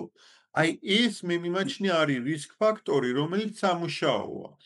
მე ვსვავ კითხვას, კი ბატონო, პარაზიტებსაც შეიძლება ყავდეთ თავისი დამცველი, ხო, ასე ვთქვათ, ხო? ანუ და შეიკრიფა 5 პარაზიტი, მოდი სხვა ვერაფერი ვერ მომფიქრები ან გვეზარება, მოდი ძალაუფლებით ჭამოთ პორიო, ხო, დემოკრატია პრინციპულად ისეთი კონსტრუქციაა, რომელიც ასეთ პარაზიტის უნდა ებრძოდეს და ამბობდეს, არა, ძალაუფლება ხალხისაა და შენ უბრალოდ თავს მოგვახვიო, შენი ნება ან კისერზე დაგვაჯდე, რომ გაჭამოთ, ეს არასწორია პრინციპულად, წადი და ეძიე სხვა გზას, ასე ვთქვათ. ეს პრობლემა მაინტერესებს და ამაზე ხო არ გვეფიქრა თქვა, ამის პრევენცია როგორ უნდა ხდებოდეს, თუმცა არ ვიძახი, რომ ასე ვთქვათ, ეს იოლად მოხდება, ანუ პარაზიტობას ვერ აკძალავ, ასე ვთქვათ, უხეშად რო ვთქვათ. ეს ერთი პრობლემა და მეორე პრობლემა, რაც აგრეთვე მინდა დავსვა, მეორე მხრიდან რომ მოუვაროთ, კი ბატონო, არის ბევრი ინტერესთა ჯგუფი, რომელიც ძალიან ჯანსაღ რაღაცა სიცოცხლის უნარიან იდეებს ლობირებს, ხო? ვიღაცას უნდა თქვათ, უფრო მემარჯვენე რაღაცა, ვიღაცას მემარცხენე ვიღაცა ლობირებს, თქვათ, რა ვიცი. რაღაც თავის ხედვას როგორ მოაწყოს ეს ქვეყანა ღმერთი რჯული გაგიმარჯოს, ხო? მაგრამ პარტიულ ბრძოლაში როცა შედის ძალაუფლებისთვის, ხო? მისთვის ეს დუალიზმი იწყება, ხო, რომ ერთია ქვეყნის ინტერესები და მეორეა რომ სანამ ძალაუფლებაში მოხვალ, შენ რაღაცა პარტიული ინტერესი გაატარო, რომ მოხდე ხელისუფლებაში, ასე ვთქვათ. ეს რომ პარტიული ინტერესი გაატარო, ხშირად ეწინააღმდეგება ხოლმე სახელმწიფო ინტერესებსაც კი. ხშირად ეწინააღმდეგება ბევრ რამეს და ეს არის ხოლმე ძალიან არაგამჭირვალე ეს პროცესი. ძალიან ხშირად პარტია რაღაცა დახურულ კაბინეტში რაღაცა შეათანხმებს, შეიძლება იქ რომ მიუშვა ისინი ხელისუფლებაში იყვნენ, ნუ რაღაცა გრანდიოზული იდეების გამტარებლები, მაგრამ ამ ხელისუფლებაში მოსასვლელად რაღაცა აბსოლუტურად შაუბნელ სქემას გეგმავენ ხოლმე, ხო? რომელიც პირდაპირ შეიძლება ეწინააღმდეგოს სახელმწიფო ინტერესებს ხშირად კანონსაც და ამას ვერ აკონტროლებ. ამასთან იდეაში ძნელი გასაკონტროლებელია, ხო? და აქ ამ მომენტში მიდის ხოლმე ბუნებრივი კონფლიქტი ხელისუფლებაში მოსვლის სურვილსა და სახელმწიფო ინტერესს შორის. მე ვამბობ ესეთ რაღაცას, რომ რა თქმა უნდა, რაღაცა წითელი ხაზები ისედაც არის, ხლა რაღაცა პარტია რომ პირდაპირ კოლაბორაციონისტობს უცხოურ ძალასთან, რომელიც თან მტრულ ძალად არის აღქმული, იქ კი ბატონო დაინახავს საზოგადოება, რომ ეს არის რაღაცა მეხუთე კოლონა, კი ბატონო და გაიწევა ეს პარტია ვერ მოვა ძალაუფლებაში, ასე ვთქვათ. მაგრამ ძალიან ხშირად ხო არ არის ესეთი წითელი ხაზები. არის ისეთი სქემები, რომელშიც აქ როგორც დათახმაროს ხოლმე სიტყვად გაბლარულია რა, ანუ არ ჩანს ისე მკაფიოდ, რომ ეს ძალა შეთანხმდა ძალიან ვერაგულ სქემაზე, სახელმწიფოსადმი დესტრუქციულ ქმედებაზე. აი მაგალითად ხელოვნურად კრიზისს ქმნის, რომ დაინიშნოს ვადამდელი არჩევნები, ან ბლოკავს კანონმდებლობას, რომელიც კარგია, იცის ყველამ, რომ კარგია, მაგრამ ეს მის პოლიტიკურ რეიტინგზე და უარყოფითად მოქმედებს და ეს ამის გამო აჩერებს რაღაცა სახელმწიფოსთვის სასარგებლო პროექტს. აი ეს არის ჩემთვის მეორე რისკი, რომელსაც მე დავსვავდი, რომ როგორ უნდა მოხდეს პარტიების ისე კანონმდებლობით თუ რაღაცით შებოჭვა, რომ მათ არ ქონდეთ საშუალება ესეთი მკაფიოდ გამოხატული დესტრუქციული ქმედებისა. ხდებით? ანუ მე დანარჩენში რომ ჩემი აზრი გამოთქვა, რაზეც თქვენი საუბრეთ, მე გეთანხმებით, რომ აბსოლუტურად ინტერეს ჯგუფები არსად არ წავა არასდროს. ღმერთი რჯული როგორ უნდა აკრძალო. შეიძლება პარტიული სისტემის ეს მოდელი შეცვალო, მაგრამ რაზეც არ უნდა შეცვალო, ის მაინც ინტერესთა ჯგუფების ლობირებაზე იქნება დაფუძნებული და ინტერესთა ჯგუფები ერთგვარად პარტიის თუ არა პირდაპირი სინონიმი რაღაცა მოდიფიკაცია მაინც არის. ამიტომ ინტერეს ჯგუფებს უნდა კონდეს თავისი ინტერესების გატანის საშუალება. ეს აუცილებლად და ეს ყველანი ვთანხმდებით. მაგრამ აი როგორ მოხდეს ამ ორი რისკის არიდება, რომ ერთი ინტერეს ჯგუფობა არ იყოს თვითმიზანი, ანუ რომ გაერთიანდეს ხალხი მხოლოდ იმიტომ, რომ ძალაუფლებაში მოვიდეს, ის როგორ ვაკონტროლოთ, რომ არ იყოს დესტრუქციული და მეორე, როდესაც ინტერეს ჯგუფი მიუხედავად თავისი კარგი იდეებისა შეიძლება ძალაუფლებაში მოსვლის პროცესს ასე ვთქვათ, მოსვლის პროცესში ხდება დესტრუქციული. აი ეს ორი რისკი მე მეჩვენება ისეთ რაღაცად, რაც სამუშაოა. და თუ დავამუშავებთ ამ ორ რაღაცას, პარტიულ სისტემას რაღაცას მეტ გამჭირვალობას შევმატებთ, ასე ვთქვათ. დათა ხელი გაგრძელოთ. ანუ იმის რომ ცოტა მონაწილეობს არ არის თქვა ესე, იმიტომ რომ ბოლო ორი არჩევნები იყო რეკორდულად მაღალი, თქვა ამერიკა რო ავიღოთ რა. და ძალიან აქტიურად არიან ჩართულები, ანუ მაგალითად 20-20-ში იყო 67%-მდე მონაწილეობდა, რაც 160 მილიონამდე 149 და 60 მილიონამდე სხვადასხვა რაღაცაა დათა. და მოიწედი პრაიმერში თუ ცოტა რომელიც წევრობაზე იყო ლაპარაკი დათა მაგით მამინდა როგორ გავზომოთ ხო პრაიმერში მონაწილეობდა ეხა ბოლო ესე იგი 20-20 არჩევნებში მონაწილეობდა რესპუბლიკელებიდან 37-38 მილიონამდე და სადღაც 20 მილიონამდე დემოკრატებში 38 მილიონამდე და რესპუბლიკელებში 20 მილიონამდე სადღაც 60 მილიონამდე მონაწილეობდა რაც 1/13-ზე მეტი ანუ ესენი აქტიური წევრები აქტიური მხარდამჭერები არიან ამერიკაში წევრობა პირდაპირ არ არის ხო იგივე იყო ეხლა მივხვდი ხო მაგრამ წევრები იყნენო მაღალი ოდენო საწევროს რო იხდის და ისა მხარდაჭერა სხვა ამბავია მაინც ხო მხარდაჭერა არის პრაიმერში მონაწილეობა არის სწორედ ის რომ ამომრჩევლელი წვითავს ვინ იქნება მისი კანდიდატი ნომინანტი ვინ იქნება ნომინირებული ვინ იქნება და ეს იყო თუ მაგალითად მოიყვან ბოლო არჩევნების ესე იგი ტრამპს დაუჭირა მხარი ამ არჩევნებში ბოლო არჩევნებში გეტყვით რამდენი ხმა მიიღო პრაიმერში ეს გაჩვენებთ ხა რამდენმა დაუჭირა მხარი აბსოლუტურ მაჩვენებელში ხა გეტყვით 81 მილიონმა დაუჭირა 82 მილიონამდე რა და პრაიმერში მონაწილეობდა 23 მილიონამდე ანუ 1/13 ვინც მხარი დაუჭირა აქტიური მხარდამჭერია უბრალოდ ანუ ფაქტიურად პარტიის წევრად შეიძლება ჩავთვალოთ და მათ მოახდინეს ნომინირება მისი ანუ საკმაოდ აქტიურია პრაიმერი სწორედ უზრუნველყოფს იმას რომ ვიღაცები კაბინეტში ვერ შეიკრიბებიან თავი პოლიტიკური გადაწყვეტილება მოკლედ აი ესე რომ შევხედოთ ხო პოლიტიკურ რესპუბლიკურ სისტემაში როგორ ხდება წარმომადგენლები საერთო პოლიტიკური ძალაუფლება მინდობილი ხო იქ არის ეს რომ ჩვენ ვირჩევთ სხვა ჯგუფები ირჩევენ თავიანთ წარმომადგენლებს და მე იქ ისაც უმეტესობა ქმნის ასე ვთქვათ მართლობას იღებს ხელში პასუხისმგებლობას იღებს ხელში და აი ვინ იქნება ნომინირებული ამა თუ იმ პოლიტიკურ ვაკანსიაზე ეგ არის ყველაზე კრიტიკული გადაწყვეტილება იმიტომ რომ მე უკვე ის ნომინირებული დემოკრატიებში ესეა რომ არა პოლიცია და ვიღაცა კი არ წვითავს სწორედ აი ისინი ვინც ნომინირებულები არიან ანუ გუბერნატორი წვითავს და არა რესპუბლიკური პარტია რესპუბლიკური გუბერნატორი წვითავს თქვა რას გააკეთებს რომელიღაცაში დაჭი თქვა დემოკრატი კალიფორნიის გუბერნატორი წვითავს და არა დემოკრატიული პარტია რა პოლიტიკურ გადაწყვეტილებას მიიღებს ის ხო როგორც სენატორები თვითონ იღებენ ამ გადაწყვეტილებას პერსონალურად და ის რომ მას შემდეგ რაც ისინი უკვე არჩეულები არიან იმიტომ რომ მათ ეს მანდატი აქვს მათ უკვე უნდა იმუშაონ იდეა ეს არის რომ როცა ფიცდებენ ნაციონალური ინტერესიდან გამომდინარე თქვა სენატში თუ არის ან პალატაში თუ არის ხო ამიტომ ეს მაზია მინდობილი, მაგრამ ვინ იქნება ნომინირებული პარტიიდან, ამას პრაიმერი იქსაც პრაიმერია, წვითავს ამომრჩეველი. ანუ მივდივარ და ვაძლევ ხმას იმას, ვინც მინდა რომ იყოს შემდგომ ნომინირებული პარტია, არა დაგავარდნიაკის ადგილას კაბინეტში, როგორც ჩვენთან არის, არამედ თვითონ ამომრჩეველი უშუალოდ წვითავს ამას. ამის თქმა მინდოდა რა, რომ ეგ რომ იმ ჯგუფის ნომინირების პროცესში ჩართულია ამომრჩეველი, ეს პრაიმერის გით უზრუნველყოფილი.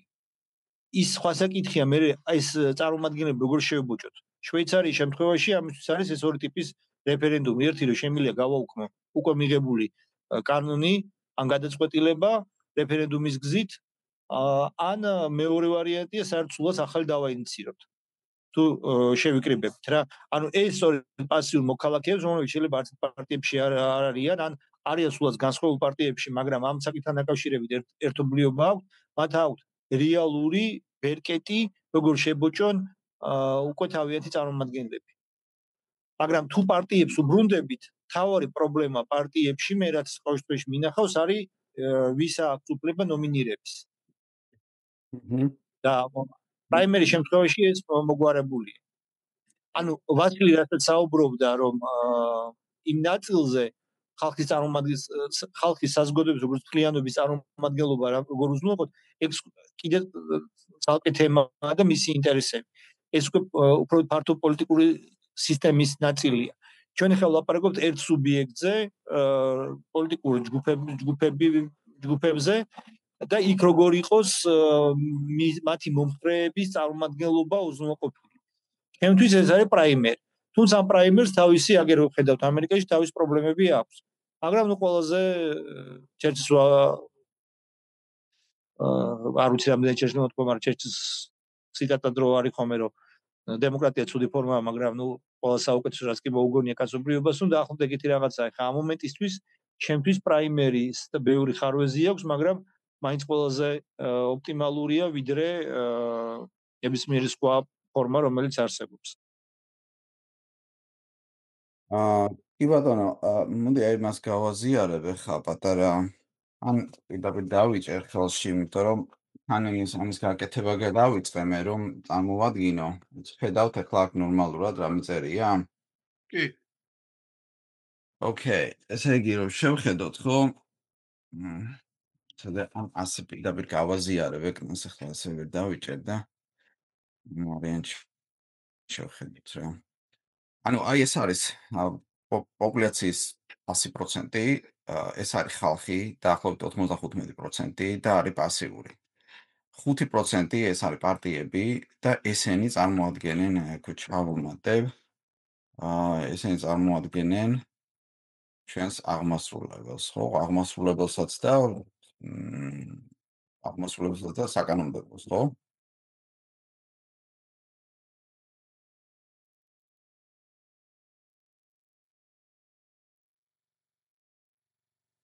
Puti procenti განსაზღვრავს 95%-ის მიმართულებას.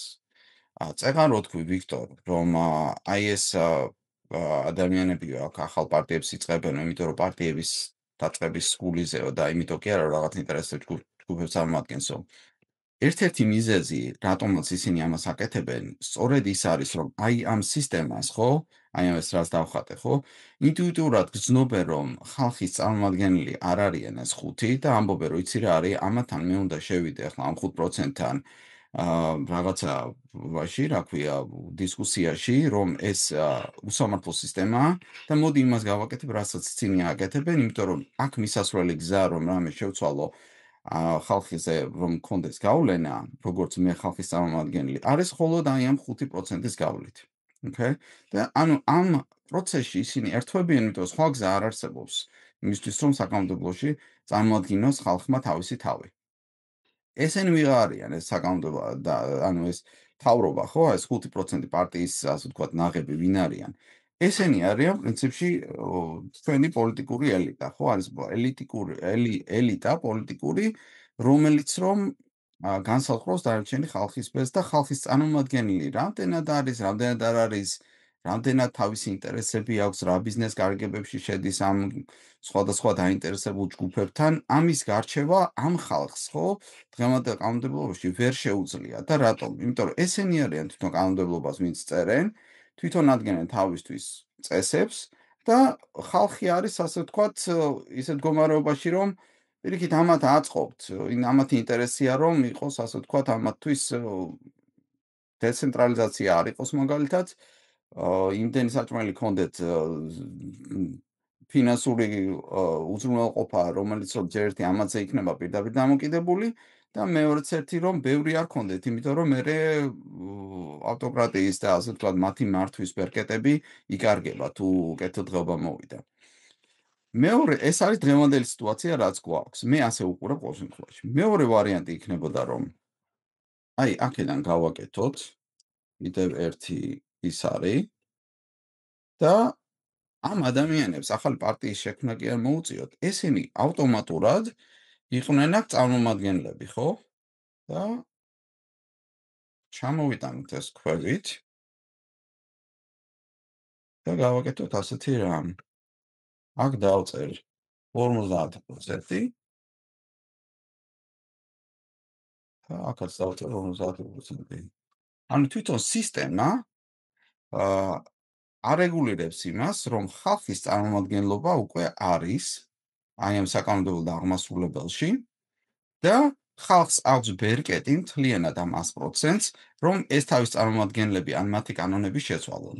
ანუ ეს გამოდის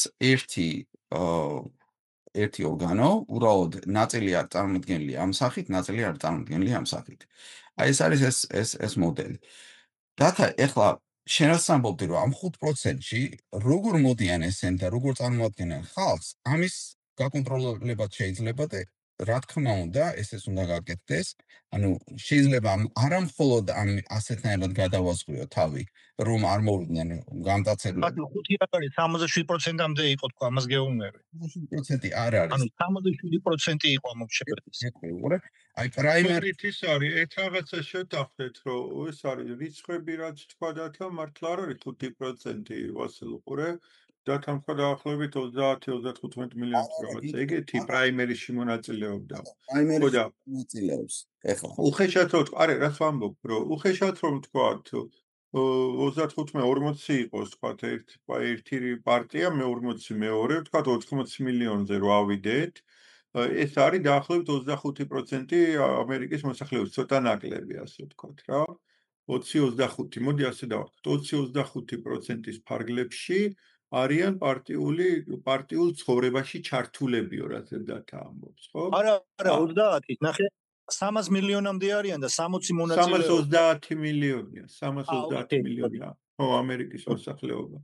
ხო და უხეშად რომ ვთქვათ, მაგის თქმა მინდა რომ ვთქვათ, ვასიკო მაინც მართალია და ტრენდი კლებისკენ არის, ანუ იძახის ადრე 30-40% იყო, ეხლა ნაკლები გამოდის ყველა ვარიანტში, რაც ლოგიკურია ტრენდი, მაგრამ ეგ ჩემთვის ის იყო, უბრალოდ ამაზე არ დავაშენე ჩემი კითხვა, ეს უბრალოდ მოვიტანი ამოსავალ წერტილად. ბოდიში ჩაგეჭრები რა, ანუ ფაქტებიდან პირიქით პოლარიზაცია მაჩვენა. პოლარიზაციის ერთადერთი პოზიტიური შედეგი ლამის ერთადერთი არის ის, რომ გაიზარდა ამომრჩევლების მონაწილეობა, როგორც პრაიმერებში, უპრეცედენტოდ მაღალიაო. 1900-იანი წლებიდან 1900 წლიდან მოყოლებული დღემდე უპრეცედენტოდ მაღალი იყო, როგორც პრაიმერში მონაწილეობა, ასევე მონაწილეობა იმაში, რა ქვია, საპრეზიდენტო არჩევნებში, რეალურ არჩევნებში, ოფიციალურ არჩევნებში. ანუ იზრდება, კი არ იკლებს. იგივე გერმანიაც რო ავიღებთ, არ იკლებს, იზრდება. ოკეი, ერთ რაღაცას ვიტყვი, ოღონდ რა ხდება აქ. მაგალითად, გაქვს არჩევანი A და B. და მარტო A და B.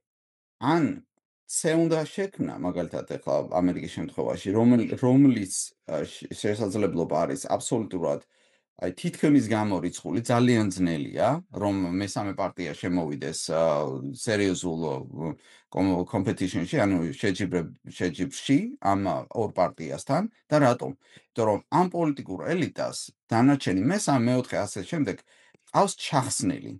არის რა რომელიღაცა შტატებში ისეთი პრაიმერის სისტემები, რომლებიც რომ აძლევს დამოუკიდებელ კანდიდატებს საშუალებას, რომ შევიდნენ ამ შეჯიბრებადობაში, მაგრამ საერთო ჯამში სურათი გვაქვს ისეთი, რომ ესენი თვითონ აკონტროლებენ ამის ქვევით ვინ არიან, იმიტომ რომ ესენი წერენ თვითონ კანონებს და რა პარტიებს შეუშვებენ საერთოდ ამ 5%-ში. բայց ლეგით არ არის ზუსტი.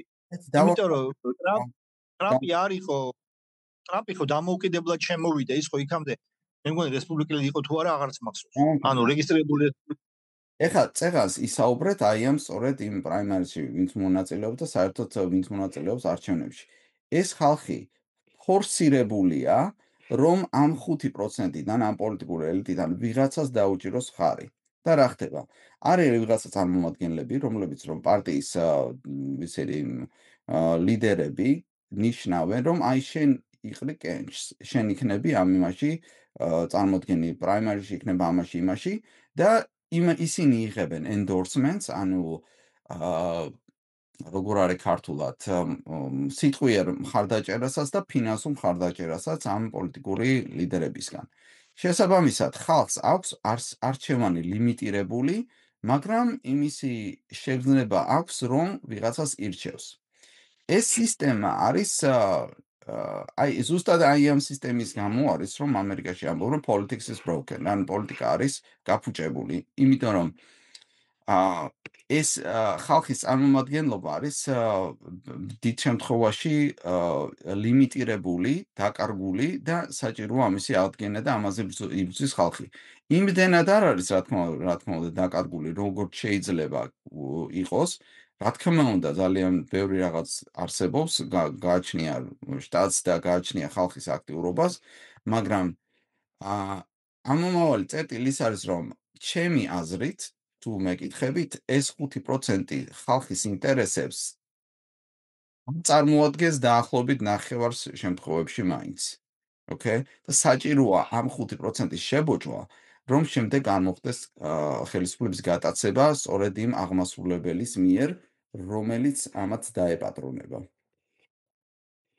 ვასილ მინდა დავაზუსტო უბრალოდ, ნახე, ამერიკული ეს ორი მეგა პარტია არის პლატფორმა. სადაც მაგალითად დემოკრატები რო ავიღოთ, არსებობს სანდერსიც და არსებობს ბაიდენიც, ხო? რესპუბლიკური პარტიაც რო წარმოვიდგინოთ, იყო რესპუბლიკური პარტიის ეს იყო თქვათ ნაწილი იყო ტრამპიც არის და იყო მაკეინიც. ანუ ეს არის უბრალოდ პლატფორმები. უბრალოდ ცენტრიდან მარჯვნივ და ცენტრიდან მარცხნივ. მაგრამ მაგ ამ პლატფორმაზე ნებისმიერ შეუძლია თავი შესთავაზოს. ანუ ბარიერი რომ შემოვიდეს ამ ველზე და თავი შეთავაზოს, ნებისმიერ შეუძლია. პრობლემა ეგ არ არის. endorsement-ი და თანხაც არის პრობლემა. endorsement-ი მერე ჩდება. ანუ მაგას ვამბობდი რომ მაგალითად endorsement-ი მერე ჩდება. ანუ ფინანსურად ბაიდენზე ბევრად მეტი ქონდა, ანუ ყველა სხვა კანდიდატზე ბევრად მეტი ქონდა ბლუმბერგს. როდესაც 2024-ის ნაიური იცი როგორ არის, აი თუ გინდა რომ რაღაც კარგი გააკეთო მაგალითად, ხო? და შემოდიხარ შენ და ჩვეულებრივ არა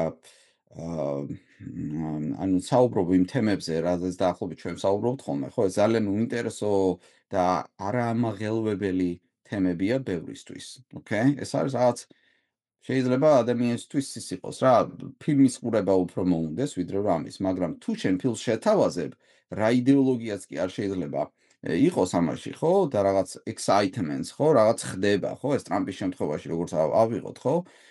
ეს ადამიანისთვის უფრო ემოციურია და ამ ემოციებზე დამყარებული იდეოლოგიაც შეიძლება მისთვის ქვეცნობიერად მისაღები გახდეს.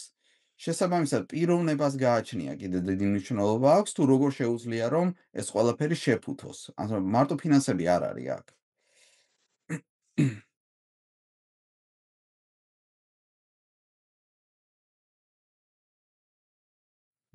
დატა აღარ მუშაობს შენი ისა.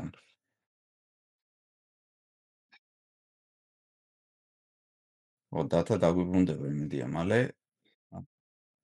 მაგრამ დატა რაშიც მართალია არის ეს პრაიმერის სისტემა. პრაიმერის სისტემა თუ არის დალაგებული კარგად, მაშინ სწორედ პარტიების შებოჭილობას შეგვიძლია რომ მივაღწიოთ, რომ იმ პარტიებშიც კი, რომელიც არის ძალიან ზევიდან ქვევით დარეგულირებული, რომ მოხდეს ისეთ წარმომადგენლების გამარჯვება, რომელიც თვითონ პარტიასაც კი შეიძლება არ უნდოდეს. მაგრამ რადგან პარტიებში ზეგავლენა არის ზევიდან ქვევით, აი ეს ფინანსური ნაწილები და ენდორსმენტის ნაწილი ზეგავლენას ახდენს იმაზე, თუ ვის შეუძლია შევიდეს ამ პლატფორმაზე. ანუ წინასწარ თუ არ არის მოლაპარაკება, რომ ეს ადამიანი შემოუშვათ ამ პარტიაზე, იმის შანსი, რომ ეს ადამიანი უკან შემდეგ შემოვიდეს და რაღაცა დიდი მნიშვნელოვანი წარმატებას მიაღწიოს, არის საკმაოდ დაბალი. დაგვიმატე უკან? კი, აქ ხარ. ანუ იმას ვამბობდი დათა რომ პრაიმერის სისტემა ძალიან კარგია და მნიშვნელოვანია, აძლევს მართლა საშუალებას ესეთ ადამიანებს, რომელიც პარტიის ლოიალისტი არ არის, რომ შემოვიდეს ამაზე სათამაშო ველზე, მაგრამ დაფინანსების ნაწილში და ენდორსმენტის ნაწილში აქვს პრობლემა. ასეთ დამოუკიდებელ კანდიდატს, რომელიც რომ პარტიული კუთხით არ არის დანიშნული და ლოიალისტი არ არის, ხო? მაგრამ თუ გაქვს პერსონალიტი ისეთი, აი როგორც ტრამპს და ამასთან მოყოლებული რაღაცა ფინანსური რესურსი, რომელიც შენ შეგიძლია ჩადო ან შენმა დონორებმა ან იმ ინტერესებმა, რაც შენს უკან დგას, მაშინ შანსები გეხსნება. მაგრამ კიდევ ერთხელ ფულს ფინანსურად და აი ესეთ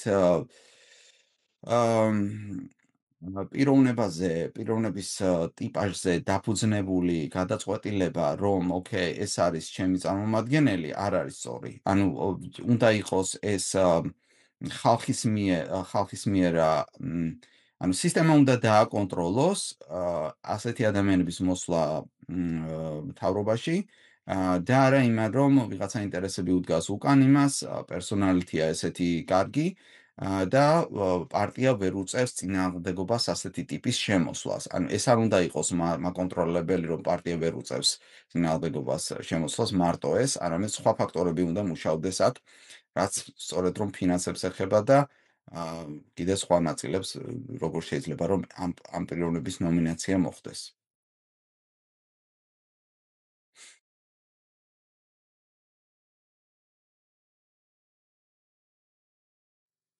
გესმით ხო, მეგობრებო ჩემი? შეგიძლიათ მის ვასილ მუსულმანისა მიკროფონი გამორთული. მაური აქ უბრალოდ ბავშვები შემოწმდნენ და ლოდიშს არ ვიცი დათარეთყობა ცოტა ეს არის დაკავებულია, მაგრამ აი პრაიმერების სისტემაზე შემიძლია ვისაუბრო, აი არა, მესმის კი ეგ ისა უბრალოდ იცი რა არის? სხვა რა მეთოდი არის, ანუ მოვით მაგას რომ ორ სხვადასხვა რაღაცაზე ვლაპარაკობთ მე მგონი და ერთი არის პოლიტიკური ჯგუფები, როგორ იყოს, როგორც სუბიექტები ჩართული დიდ პოლიტიკურ სისტემაში და მეორე არის როგორ უზრუნველყოთ პოლიტიკური ჯგუფების გავლენა, ზომაზე მეტი გავლენა ამ პოლიტიკურ სისტემაში.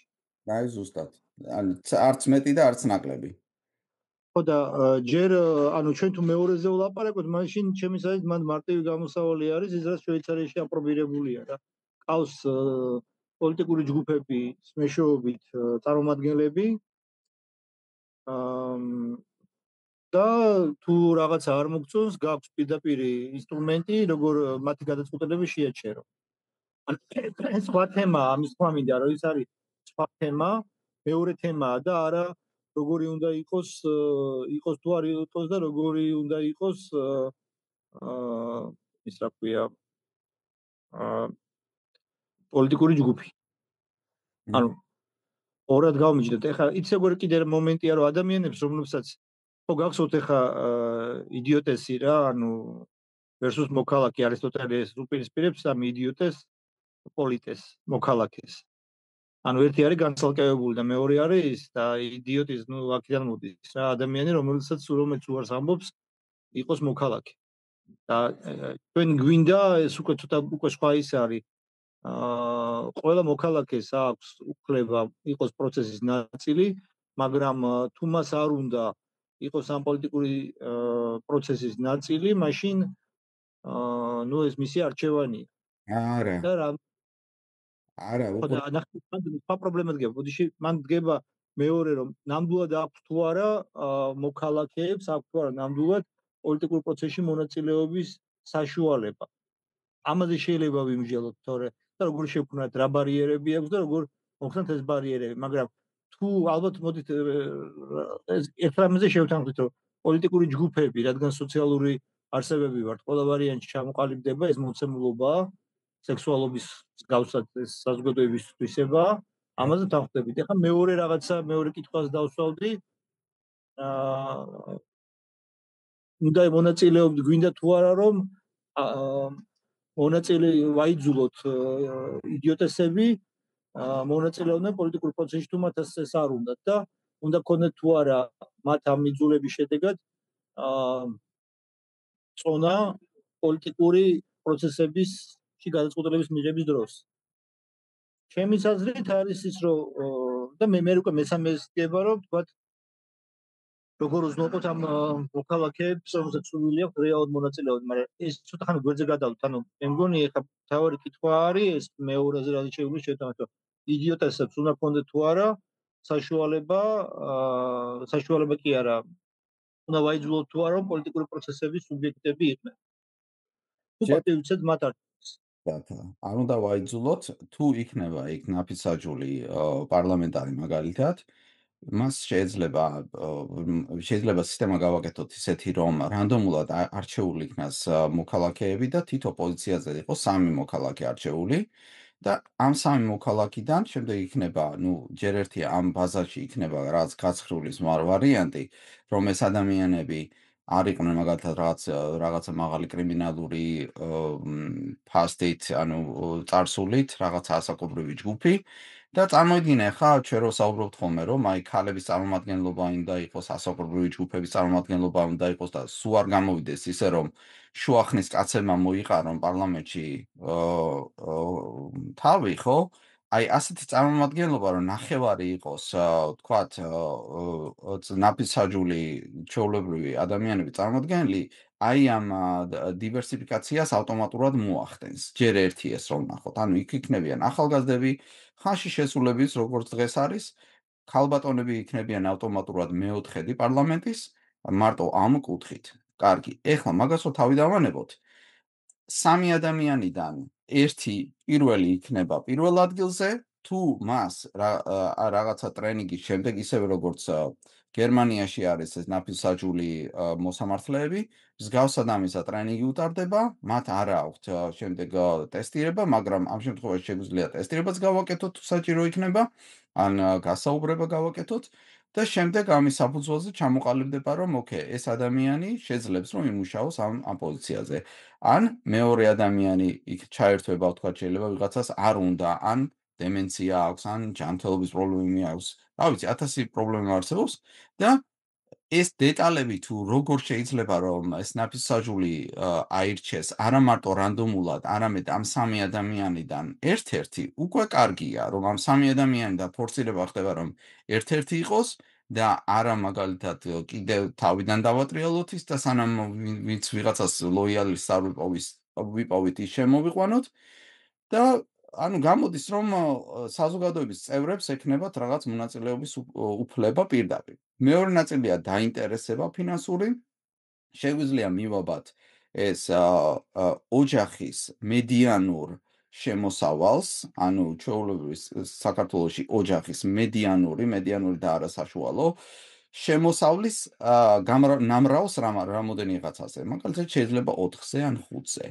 და ეს იყოს ამ ადამიანების შემოსავალი, თუ მედიანური შემოსავალი ოჯახის აიწევა, მათი შემოსავალიც აიწევა. პირდაპირ კავშირშია, რომ ფინანსური ჩვეულებრივი საშუალო ფენის შემოსავალი რომ გაიზარდოს მათი შემოსავალიც ის თუ ვიღაც თუ გაიზრდება, ვთქვათ, 10 ლარით, ამისი გაიზრდება 50 ლარით, იმიტომ რომ 5 მეც იღებს. და ანუ აი ესეთი ინსენტივები რომ დავდოთ, რომ ადამიანების წარმომადგენლობა იყოს გარანტირებული კონსტიტუციით და არა გადიოდეს პოლიტიკური ელიტის კეთილნებაზე. აი ეს იქნება სწორედ ძალაუფლების განაწილების ხალხზე გადაცემის მექანიზმი. და აქ ფორსირებას არ აქვს ადგილი, მე ვერ ხედავ აქ იმას, რომ ვიღაცას არ უნდა და ვაიძულებთ რომ მოვიდეს. არა, თუ არ უნდა არ იქნება ამაში მონაწილე. იმიტომ ეს ახლა რასაც ვავ ეს არის საკითხი არა როგორ იყოს რა როლი აქვს პოლიტიკურ პროცესში, პოლიტიკურ ჯგუფს როგორც სუბიექტს და როგორ უნდა იყოს ის კონსტრუირებული, არამედ როგორ მოვახდინოთ საზოგადოების განსხვავებული საზოგადოების უკეთ რეპრეზენტირება პოლიტიკურ პროცესში. სხვა თემაა თუ ამას ვამბობ რა, ანუ შეგვიძლია ამაზე ვიმსჯელოთ, პარტიებზე ვსაუბრობ. რატო ვამბობ, ბოდიში რომ ნახე მაგალითად მე უკვე ეს რენდომიზირებული შერჩევა ერთიანი პოპულაციიდან ხდება, უკვე სხვა შედეგი იდება, თუ ეს ხდება რაღაც ჯგუფების შორის რენდომიზირებულად, სხვადასხვა ჯგუფები გამოიყოფა და იმის მიხედვით ხდება რენდომიზაცია, ის კიდე სხვა შედეგს დადებს. მე მეორე საკითხი დგება, ვინ განსაზღვრავს ამ ჯგუფებს რა ჯგუფები უნდა იყოს და ამ ჯგუფებთან კუთვნილებას, კაი თქვა თვითიდენტიფიცირებად გავაკეთებ, რომ რომელიღაცა ჯგუფს ვეკუთვნი. ერთ ჯგუფს შემიძლია ვეკუთვნოდე თუ ერთდროულად რამდენიმე ჯგუფს. ესეც მეორე, ანუ ბევრი მაშინ ამაზე უნდა ვიმსჯელოთ. მოსახლეობის ტერიტორიაზეა საუბარი და წარმომადგენლობითობაზე. თუ მაგალითად არჩეული წარმომადგენელი არის რაღაც ტერიტორიაზე ერთი, შეიძლება ამავე ტერიტორიაზე იყოს რანდომულად წარმოდგენილი ერთი, ანუ რეესტრში თუ წერია, რომ ეს ადამიანი იქ ცხოვრობს, რანდომულად იმ ტერიტორიაზე, იმ ადმინისტრაციულ ერთეულზე აირჩევა 3 ნაფიცაჯური და ამ 3-დან რიგითობა ექნება პირველს, მეორეს და მესამეს. რომ ანუ ჩანაცვლების სისტემა უზრუნველყოფილი იყოს და არ დარჩეს ცარიელი ის ადგილი. მაგრამ ანუ ეს არის შემდეგ ანუ დეტალები თუ როგორ შეიძლება ამის მოწყობა, მაგრამ კონცეფტი ის არის, იდეა ის არის, რომ ეს ადამიანები იყვნენ მოსული არა ლოიალურობის კუთხით, არამედ ხალხის წარმომადგენლობის კუთხით შემთხვევით. აი ეს არის მთელი იდეა, რომ კონტროლის მექანიზმი როგორ გავაკეთოთ. შეიძლება თუ არა, რომ შვეიცარიის მსგავსად გავაკეთოთ, ისე რომ სხვადასხვა პარტიები იყოს ჩამოყალიბებული და რაც კოალიციური მთავრობები ჩამოყალიბდეს და ისე წარიმართოს ეს ყველაფერი, ალბათ შეიძლება, მაგრამ ამის რისკები ძალიან ბევრი არსებობს, რომ ისევ ცრუ კოალიციების რაღაც ვარიანტები წამოვიდეს, ანუ მაინც ერთი პარტია იყოს, ერთი ძლიერი ლიდერი იყოს, ერთი ანუ პიროვნების კულტი საქართველოში მაინც იმდენად ძლიერია, რომ შეიძლება ამ სისტემამ ვერ გაუძლოს.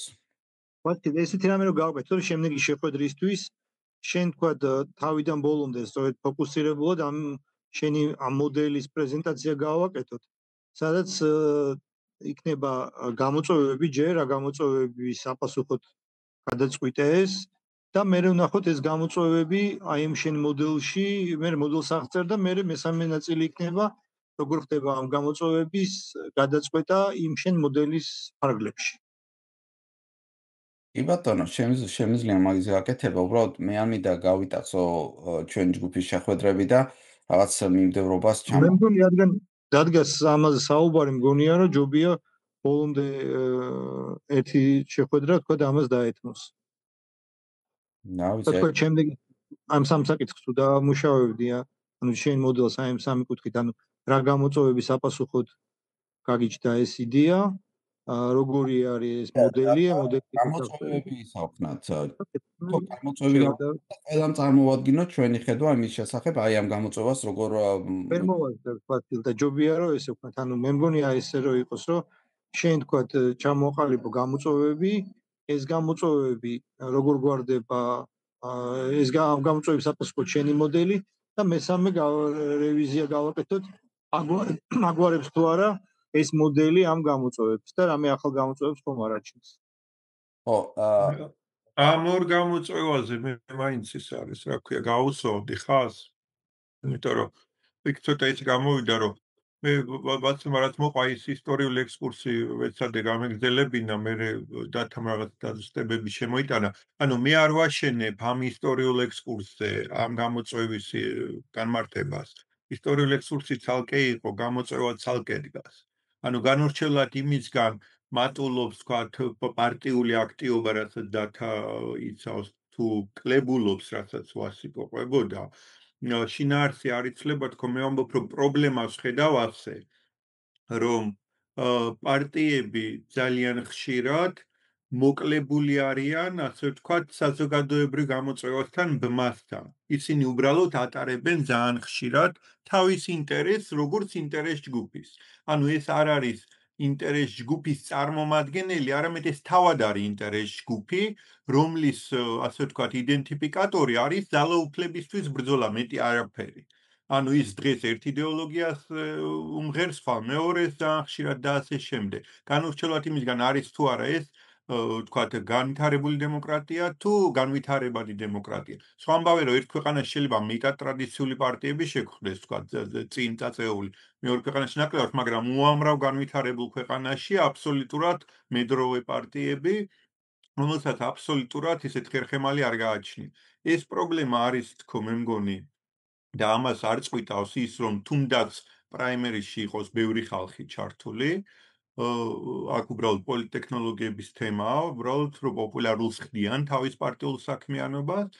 და მეორე პრობლემა რაც ვთქვი, რომ როდესაც თუნდაც კეთილშობილი პარტია, ну კეთილშობილი ეს სიტყვა აბსტრაქტული, ანუ გულისხმობ თუნდაც მათ კონდეთ მართლაც რაღაც იდეები, რომელსაც მიყვება ხალხი, ობიექტურად არიან სხვილი ინტერეს ჯგუფები, ლეგიტიმური ინტერეს ჯგუფები, ასე ვთქვათ, და აქვთ რაღაც საზოგადოებრივი მხარდაჭერა, ისინი ძალაუფლების განხორციელების პროცესში, ძალაუფლებისთვის ბრძოლის პროცესში არიან საკმაოდ ბუნდოვანები.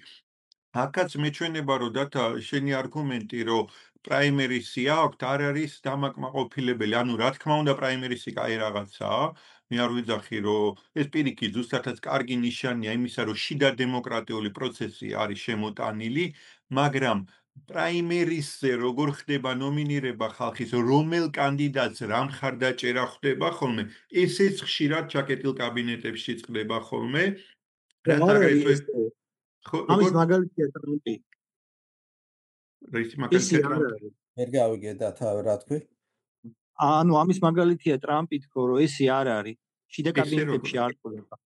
მაგრამ ის რომ ეს შიდა კაბინეტური დაგავარნებით არ ხდება, ამის მაგალითია ტრამპი, რომელიც 2016-ში რომ გამოჩნდა, 2015-ში რომ გამოჩნდა, არანაირი αφილიაცია რესპუბლიკურ პარტიასთან არ ჰქონდა და მეტიც მაგრამ დაალაგა, ხო? რესპუბლიკური ნახეთ საქმე რა იყო. რესპუბლიკური პარტიის წამყვანი ლიდერები უბრალოდ მის წინააღმდეგ იყვნენ. აქტიურად მის წინააღმდეგ. მან პარტიაში დიდი ამღვრია წყალი. კი. მან მოიპოვა, ნახეთ რითი გაიმარჯვა. მან მოიპოვა ხარდაჭერა პარტიის რიგით წევრებში, რიგით ხარდამჭერებში. ამიტომ შეცვალა მან ეს, თორე არანაირი იმის ცენტრალური კომიტეტი რესპუბლიკურ პარტიას ან დემოკრატიულ პარტიას არ აქვს. თუ რამე ორგანიზაციული სტრუქტურა აქვს, არის მხოლოდ ლოჯისტიკური ის, რომელიც მხოლოდ მე ერთვება ხოლმე, როდესაც პრაიმერი მთავრდება. იქამდე არც მონაწილეობს და პრაიმერის ლოჯისტიკური ორგანიზება შეიძლება აკეთებდეს ეგეთ დეცენტრალიზებულად ყველა შტატში ცალ-ცალკე. არანაირი კაბინეტური დაალაგება იქ არ იყო. არა, ну იმასეც ხო მოდით სადაც ერთი რაზუსტება. მე ხო ჯერთი თქო არ ვლაპარაკობ ერთი ქვეყნის რაღაცა პარტიულ ტრადიციად. მე ვამბობ ზოგადად პოლიტპარტიული სისტემა მთელს თავისუფალ სამყაროში რო ავიღოთ თქო, არის დავკონკრეტდეთ ერთ პარტიაზე. მე მეორე ხო არც თქვენ არც მე არც ერთს არ გვჯერა რომ ტრამპი მოვიდა პოლიტიკაში იმ გაგებით რომ მე ხალხს დავაჯერებ რომ მე ვარ ასარჩევი. რა თქმა უნდა ის პარტიულ ნომენკლატურასთან რაღაცა საუბრებში და ურთიერთობებში იქნებოდა და წავიდოდა იმ გზით რომელიცაც არა გასაგებია ვიღაცა არ უჭერდა ვიღაცა ხო უჭერდა თქვათ რეიგანის ფთა არ უჭერდა ვიღაცა ხო არა რაც მე მინახი ახლა როგორ ერთი განსხვავება რა არის? აი ტრამპის შემთხვევას რო ვარჩევთ ხოლმე. ტრამპი მოვიდა როგორ ესე იგი პოპულისტი და ფული, ხო? აი ეს ორი ფორმულა, ანუ ქონდა რაღაცა ის და შეაღწია ამ სისტემაში და ანუ სისტემამ ვერ გაუძლო ასეთ კომბინაციას რესპუბლიკური პარტიის და შეაღწია და შემდეგ გააკეთა takeover-ი, ხო? მაგრამ არა, თან ახლა ვასილ, შენც ხო იცი მშვენივრად, ხო? ის ინტერესებშია ეს, რომ ასეთი ტიპები შევიდნენ, თუ უნდა იყოს, თქვათ, ხალხის, თქვათ, საქმის გამკეთებელი იყოს და ფული არ იყოს მის უკან, ოკეი? ეს მეორე სხვა საკითხისკენ წავით, ეს რომ დავასრულო უბრალოდ ვასილ შენს და დართა შენს ალბათ დამეთანხმებით, რომ რაღაცა ფრაქციები იქნებოდნენ მის მხარეს. ეხლა ხო წარმოუდგენელია, რომ ყველა ფრაქცია ებრძოდა, ხო? მას ებრძოდა შეიძლება რაღაცა კლასიკური ფრთა, პარტიის ტრადიციების წინააღმდეგ წავიდა ეს ტიპი ტრამპი, კი ბატონო, ამას არ უარყოფ, მაგრამ იპოვა დასაყრდენები, რომელმაც ამოატრიალებინა, ხო? ხო, არა, ამორჩევლის გარდა, არა, ნუ აი ამას ეხლა როგორ დავიჯერებთ სათაჩელი, ხო? ფაბერკეტი არ არის. თქვენ ამბობთ ლეგიტიმაციისთვის საჭირო, რომ ამორჩეველმა მიიღოს, ასე ვთქვა. ფაბერკეტი არისო. ანუ იმისთვის რომ მე რომ ამერიკის მოქალაქე დაბადებული მოქალაქე ვიყო, შემიძლია უბრალოდ მარტივი პროცედურა, შემიძლია დავრეგისტრირდე და ვიღებ მე მონაწილეობას. რა, ანუ პრაიმერში შეგიძლიათ, მაგრამ ვინ დაგიჭერთ? რას კრუტკას ვინ გაგიკეთებთ მაპარტია ჯარგონს? ეხლა მე მარტივ რაღაც გეტყვი. მე არ ვარ პოლიტოლოგი, მაგრამ ერთ-ერთი რესპუბლიკური სენატორის ავტობიოგრაფია მაქვს წაკითხული, რომელიც ყვება მთელ თავის ცხოვრების გზას. როგორ ხდებოდა მისი თქვათ რეგიონულ დონეზე ჯერ ნომინირება და შემდეგ სხვა კუთხიდან მაინტერესებდა იურისტია, ის საკმაოდ წარმატებული იურისტი იყო და აქედან გამომდინარე მაქვს საკითხი, მაგრამ ეს დამრჩა ნალექად რა და ამას გარდა ახლა ფილმებია უამრავი, ხო, სადაც ძალიან კარგად იშლება ხოლმე, როგორ მიდის ეს ნომინატის ფუშინგი, ასე ვთქვათ, ხო? იქ წდება ერთგვარ decision maker-ებს შორის, რომ მოდი ამას დაუჭიროთ ხარი და ეს რაც კრუტკა მარკეტინგული მერე, ხო, მაპატით ამდენი ჟარგონისთვის, მერე ხდება ისე, რომ ის ხალხი მერე რა თქმა უნდა უჭერს ხარ და ის მართლაც პოპულარობას იძენს სოფლისგან დაწყებული, ჯერ სამეზობლოდან დაწყებული და მერე შეიძლება ქალაქში, შტატში და ასე შემდეგ და რა თქმა უნდა კანონს არ არღვევს.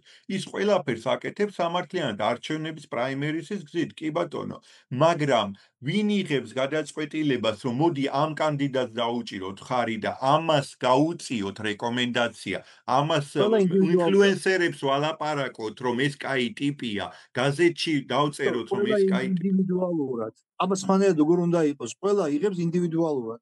ყველა გადაწყვეტილებას ჩვენ ინდივიდუალურად ვიღებთ, მაგას ხო არ დავთქვათ და მე ვამბობ, რომ ხო არსებობს რაღაცა ტრადიციები პარტიული, არსებობს პარტიული ფრაქციები, ყველგან არის პარტიული ფრაქციები, ხო? მათ შორის ამერიკაში და თან ამერიკაზე მოდით არის და ჩავიციკლოთ მაინც და მაინც, იმიტომ რომ ეხლა ესე არის, ძალიან შორტსაგო. ეხლა მოდით შევთანხმდეთ, ხო ყველას გვაქვს ამისი მკაფიო რწმენა, რომ პარტიები ძალიან ხშირად აბსოლუტურად არასაჯაროდ წვიტავენ შიდა გადაწყვეტილებებს მათ შორის. ამას გამიგახსნამია. ნახეთ, მოდით მივყვეთ რა, ანუ იმის რა ქვია, ბლუმბერგს გაცილებით მეტი ფული აქვს, ვიდრე ყველა კანდიდატს ერთად არის. ხო არ არის მარტო ერთი კაცის ფული, ახლა იმასაც აქვს ბევრი ფული, რა ქვია, ილონ მასკსაც, ხო, მაგრამ საფრანგეთში თუ ამრავი კაცია მილიარდერი, მე არ ვამბობ, რომ ერთი კაცი თუ ბევრი ფული აქვს, უფრო მეტს უნდა წვეთდეს. იქ მისი ნამდვილად 10 მილიარდერი გაერთიანდება და იმათ მეტი ფული ექნება ჯამში, ახლა თუ თვლაზე წავიდა რიცხვების, ხო? მე ვამბობ სხვა რამეს, კი ბატონო, შეიძლება საერთოდ არ კონდეს ფული, ეხლა ნიუ-იორკში მერობის კანდიდატი, მე მგონი საერთოდ ღარიბი ტიპია, ხო? რომლის გამოც არავინ არ იცის რა უქნა, დამოუკიდებელი კანდიდატია და მოდის ძალიან ძლიერი სოციალური აგენტი. დემოკრატებისგან ხარდაჭერილია, მაგრამ მე მგონი ის არის დამოუკიდებელი კანდიდატი. უბრალოდ დემოკრატებმა კონკურენტ მე როგორც ვიცი, ხო? არა, დემოკრატების პრაიმერი მოიგო. მოიგო, მაგრამ მე მგონი ის არ გაუკეთებია, რა ქვია, პარტიის წევრი არ იყო. მე მგონი როგორც დამოუკიდებელი ჩაერთო, ეგრე ვიცი, მე შეიძლება ვცდები. ტრამპიც არ არის პარტიის წევრი. ანუ ეს წევრობა ამერიკაში არ არსებობს. არა, ეს რეგისტრირებული არ გაგვიქცეს ეს თემა და ანუ იქ არის მაგალითად უპირისპირდება ერთი დამოუკიდებელი და ერთი რესპუბლიკელი, როგორც ვიცი და მიდის ლაპარაკი იმაზე, რომ იმ რესპუბლიკელმა მოხსნას დამოუკიდებელი სასარგებლო, რომ შანსი ჰქონდეს ამ აბდანია თუ ვინც არის ეს ინდური წარმოშობის რამბო. ერთი წუთით მაგაზე ეხლა თემა გაგვირბის ძალიან ადვილად. მაგიებს არ ვდავლობ ეხლა პარტიის წევრია თუ არაა წევრი. მე ვლაპარაკობ მარტივ რაღაცაზე, რომ ფული არ არის მესმის. მოდით არა, სხვა რამეზე ვსაუბრობთ, ხო, სხვა კითხვას ვსვავ, დათა. ფული მესმის რომ არ არის გადამწყვეტი, რომ ტრამპმა შეიძლება ფულით არც მოიგო, მაგასაც დავიჯერებ, თუმცა ნუ ეგეც ახლა სხვა საკამათოა, მაგრამ მესმის რომ ფული, მესმის რომ შიდა განაწესი პარტიისა არაფერი არ უშლის ხელს, ადამიანს დარეგისტრირდეს და ბოლო-ბოლო ხალხმა თუ მისცა ხმა, ის გაიმარჯვებს. ეს გასაგებია. მაგრამ პროცესი, კამპანია, რომელსაც შენ წარმართავ, ხო აი იმ სენატორის მაგალითზე რო გიყვებოდით, ის ჯერ სამეზობლოში კრიფავდა მხარდამჭერს, ჩვეულებრივ ფართის აწყობდა ხოლმე სახში, უხსნიდა, არწმუნებდა, რომ მისი აჯენდა რო გახდეს, თქვა, თუნდაც მოსამართლეს უთავიდან თუ რაღაცას რო იწყებდა ამ არჩევით კარიერას, ხო? ყვება როგორ მოიზიდა წამყვანი რესპუბლიკელები თავის სოფელში თუ უბანში, ასე ვთქვა. რომ იმათმა დაუწყეს მე ხალხს ლაპარაკი, რომ ეს პერსპექტიულია, რომ მას კარგი პროგრამა აქვს, რომ ის შეცვლის კრიმინოგენულ სიტუაციას უკეთესობისკენ. აი ეს მომენტები ხო არის ახლა ბუნებრივია, ეს მთელი პროცესია, ხო? და ამ პროცესში რომელი ხალხი იქნება შენი მხარდამჭერი, რომელი მედია იქნება შენი მხარდამჭერი, ეს არის ხოლმე ხშირად გადამწყვეტი, ხო? ეს რაღაც ძალიან ესეთ ცალსახა ლოგიკად მეჩვენება, ხო? ხო და აი ამ მომენტებში თქო ძალიან ხშირად არ არის ცუდი, მაგას გეუბნებით, რომ აპრიორი ცუდი არ არის, მაგრამ ეს ხშირად არ არის გამჭირვალე სათან, ანუ კითხვა მე თავიდან რატო დავს, მე როგორც მახსოვს, ჩანს ხო? როგორ? არა, ფულის გადარიცხვა შენ სტატიას მე დაგიწერთ თუ კვირის პალიტრა, ამათ შორის ხო დიდი განსხვავებაა, ხო? კვირის პალიტრაში გავა თქვენი სიუჟეტი თუ ჩემს Facebook გვერდზე, ამას ხო ვებერთელა მნიშვნელობა, ამაზეა საუბარი, ხო? რამდენად გავლენიანი ფიგურები ლობირებენ შენს, ასე ვთქვათ, კანდიდატურად. ცუდი საბოლოო ჯამში არაფერი, მაგრამ გამჭირვალობა აკლია, დათა უბრალოდ რო ვთქვა, დავასრულებ ას და მე მგონი ის არის, ამითი ამოვწურავ ჩემს სათქმელს. მე თავიდანვე მე ვიყავი, მე მგონი ამ შეხვედრის თემატიკის ინიციატორი, ვასილმა რო დაიწყო საუბარი პარტიებზე, ზუსტად მაშინაც დავსვი და გავიმეორე, რომ ჩემი პრობლემა იმაში კი არ არის, რომ ეს კანონით არის აგზოლ. მე ვამბობ, რომ ჩემი ხედვით პარტიული საქმიანობა გაცილებით ნაკლებ გამჭირვალობის ხარისხს მოითხოვს კანონმდებლობით, ვიდრე ხელისუფლების საქმიანობა.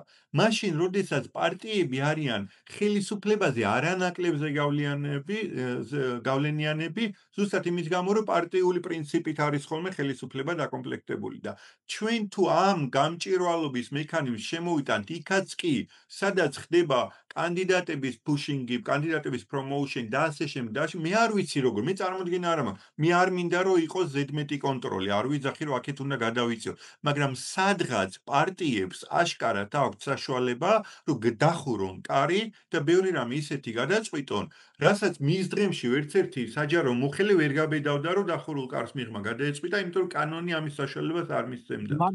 აი ამას ვამბობ. მაგალითი რომ მოიყვანო. ანუ ის რომ მე დონორს ველაპარაკები, მე დონორი გამჭირვალედ მირიცხავს, თუ არ გამჭირვალედ მირიცხავს, კრიმინალია ჩვენთანაც და ამერიკაშიც და თუ მე ხა ველაპარაკები, ეგ პირდაპირ ეს არის, რა ქვია, ეგ არის პოლიტიკური პროცესის ნაწილია, რომ დონორს ველაპარაკები, ინფლუენსერს ველაპარაკები, მედიას ველაპარაკები, ეს ანუ ამაში აი უყურეთ მაგას თუ ამბობთ, აი კონკრეტულ მაგალითზე გიპასუხებთ მაშინ და თუ უყურეთ თქვენ დონორს დაელაპარაკეთ და მან 30 მილიონი თქვა ჩაგერიცხათ, ხო ამერიკაში ეგ ძალიან ისეთი მოსული თანხებია, ხო?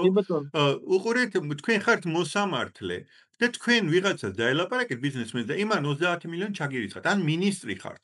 მინისტრო 30 მილიონი ბიზნესმენმა ჩაგერიცხოთ, ჩათვალეთ რომ ის მინისტრი ეგრევე გადადგება.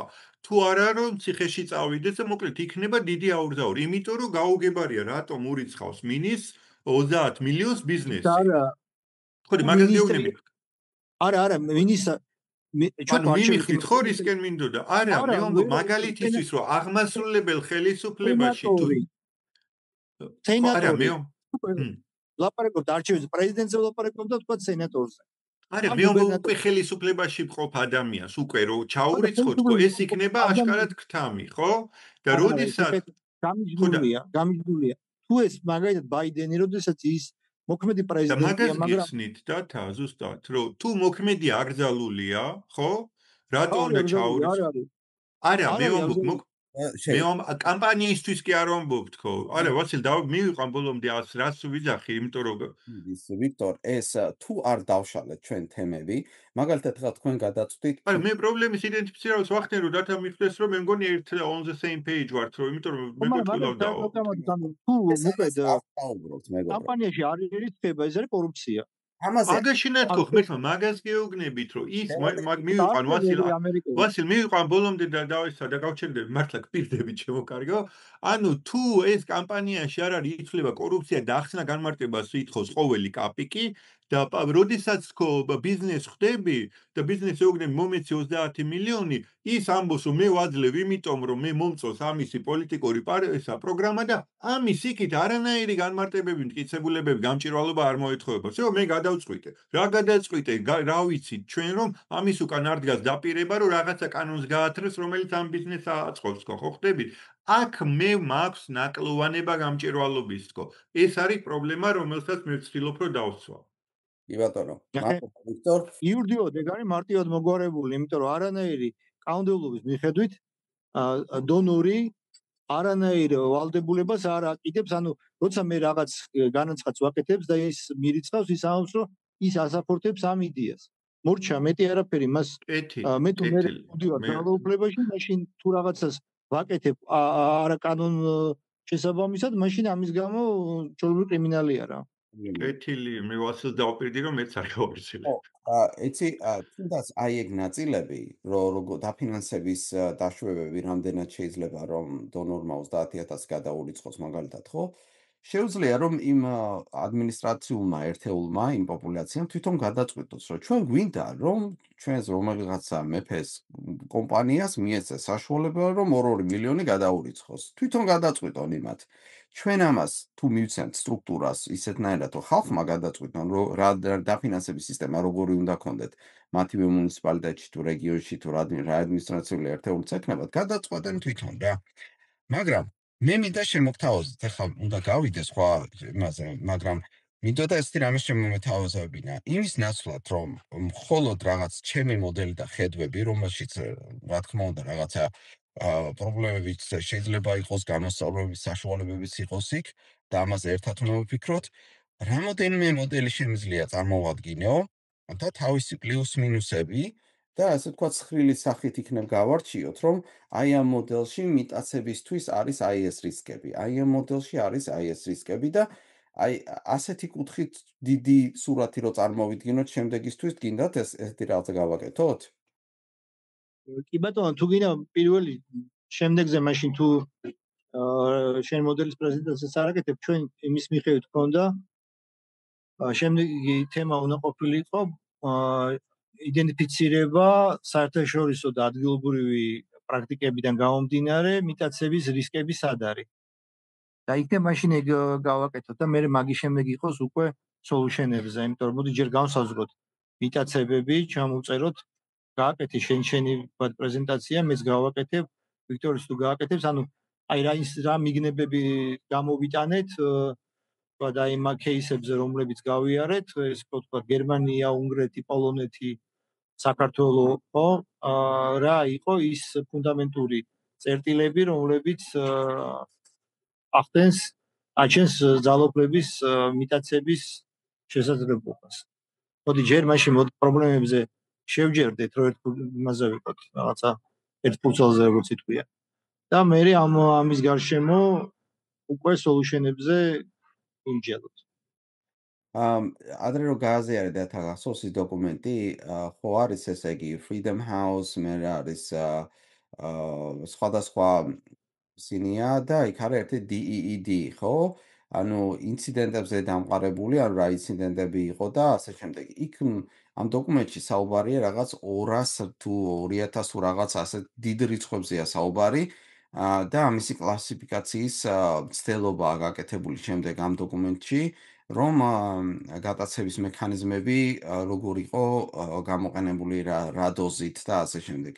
და ეს თემა ანუ ძალიან დიდი ის გამოდის, ანუ შეიძლება ვაჭი თუ პრობლემები არ გვექნება განსაზღვრული, მე გაგვიჭირდება სოლუშენზე ლაპარაკი, იმიტომ რომ სულ სხვადასხვა თემებზე ვილაპარაკებთ. დღესაც ახლა ბევრ სხვადასხვა თემას შევეხეთ და ვთქვათ, რომ აი თქვათ პირველი ჩელენჯი გამოწვევა, მეორე გამოწვევა, მესამე გამოწვევა და თითოეული მე ეს მოგცემ საშუალებას რომ შევადარ სხვადასხვა თემებზე რო არ ვილაპარაკოთ, ანუ დიაგნოზი თუ არ დავწვით, მკურნალობას ნუ დავიწყებთ რა ამის გამით.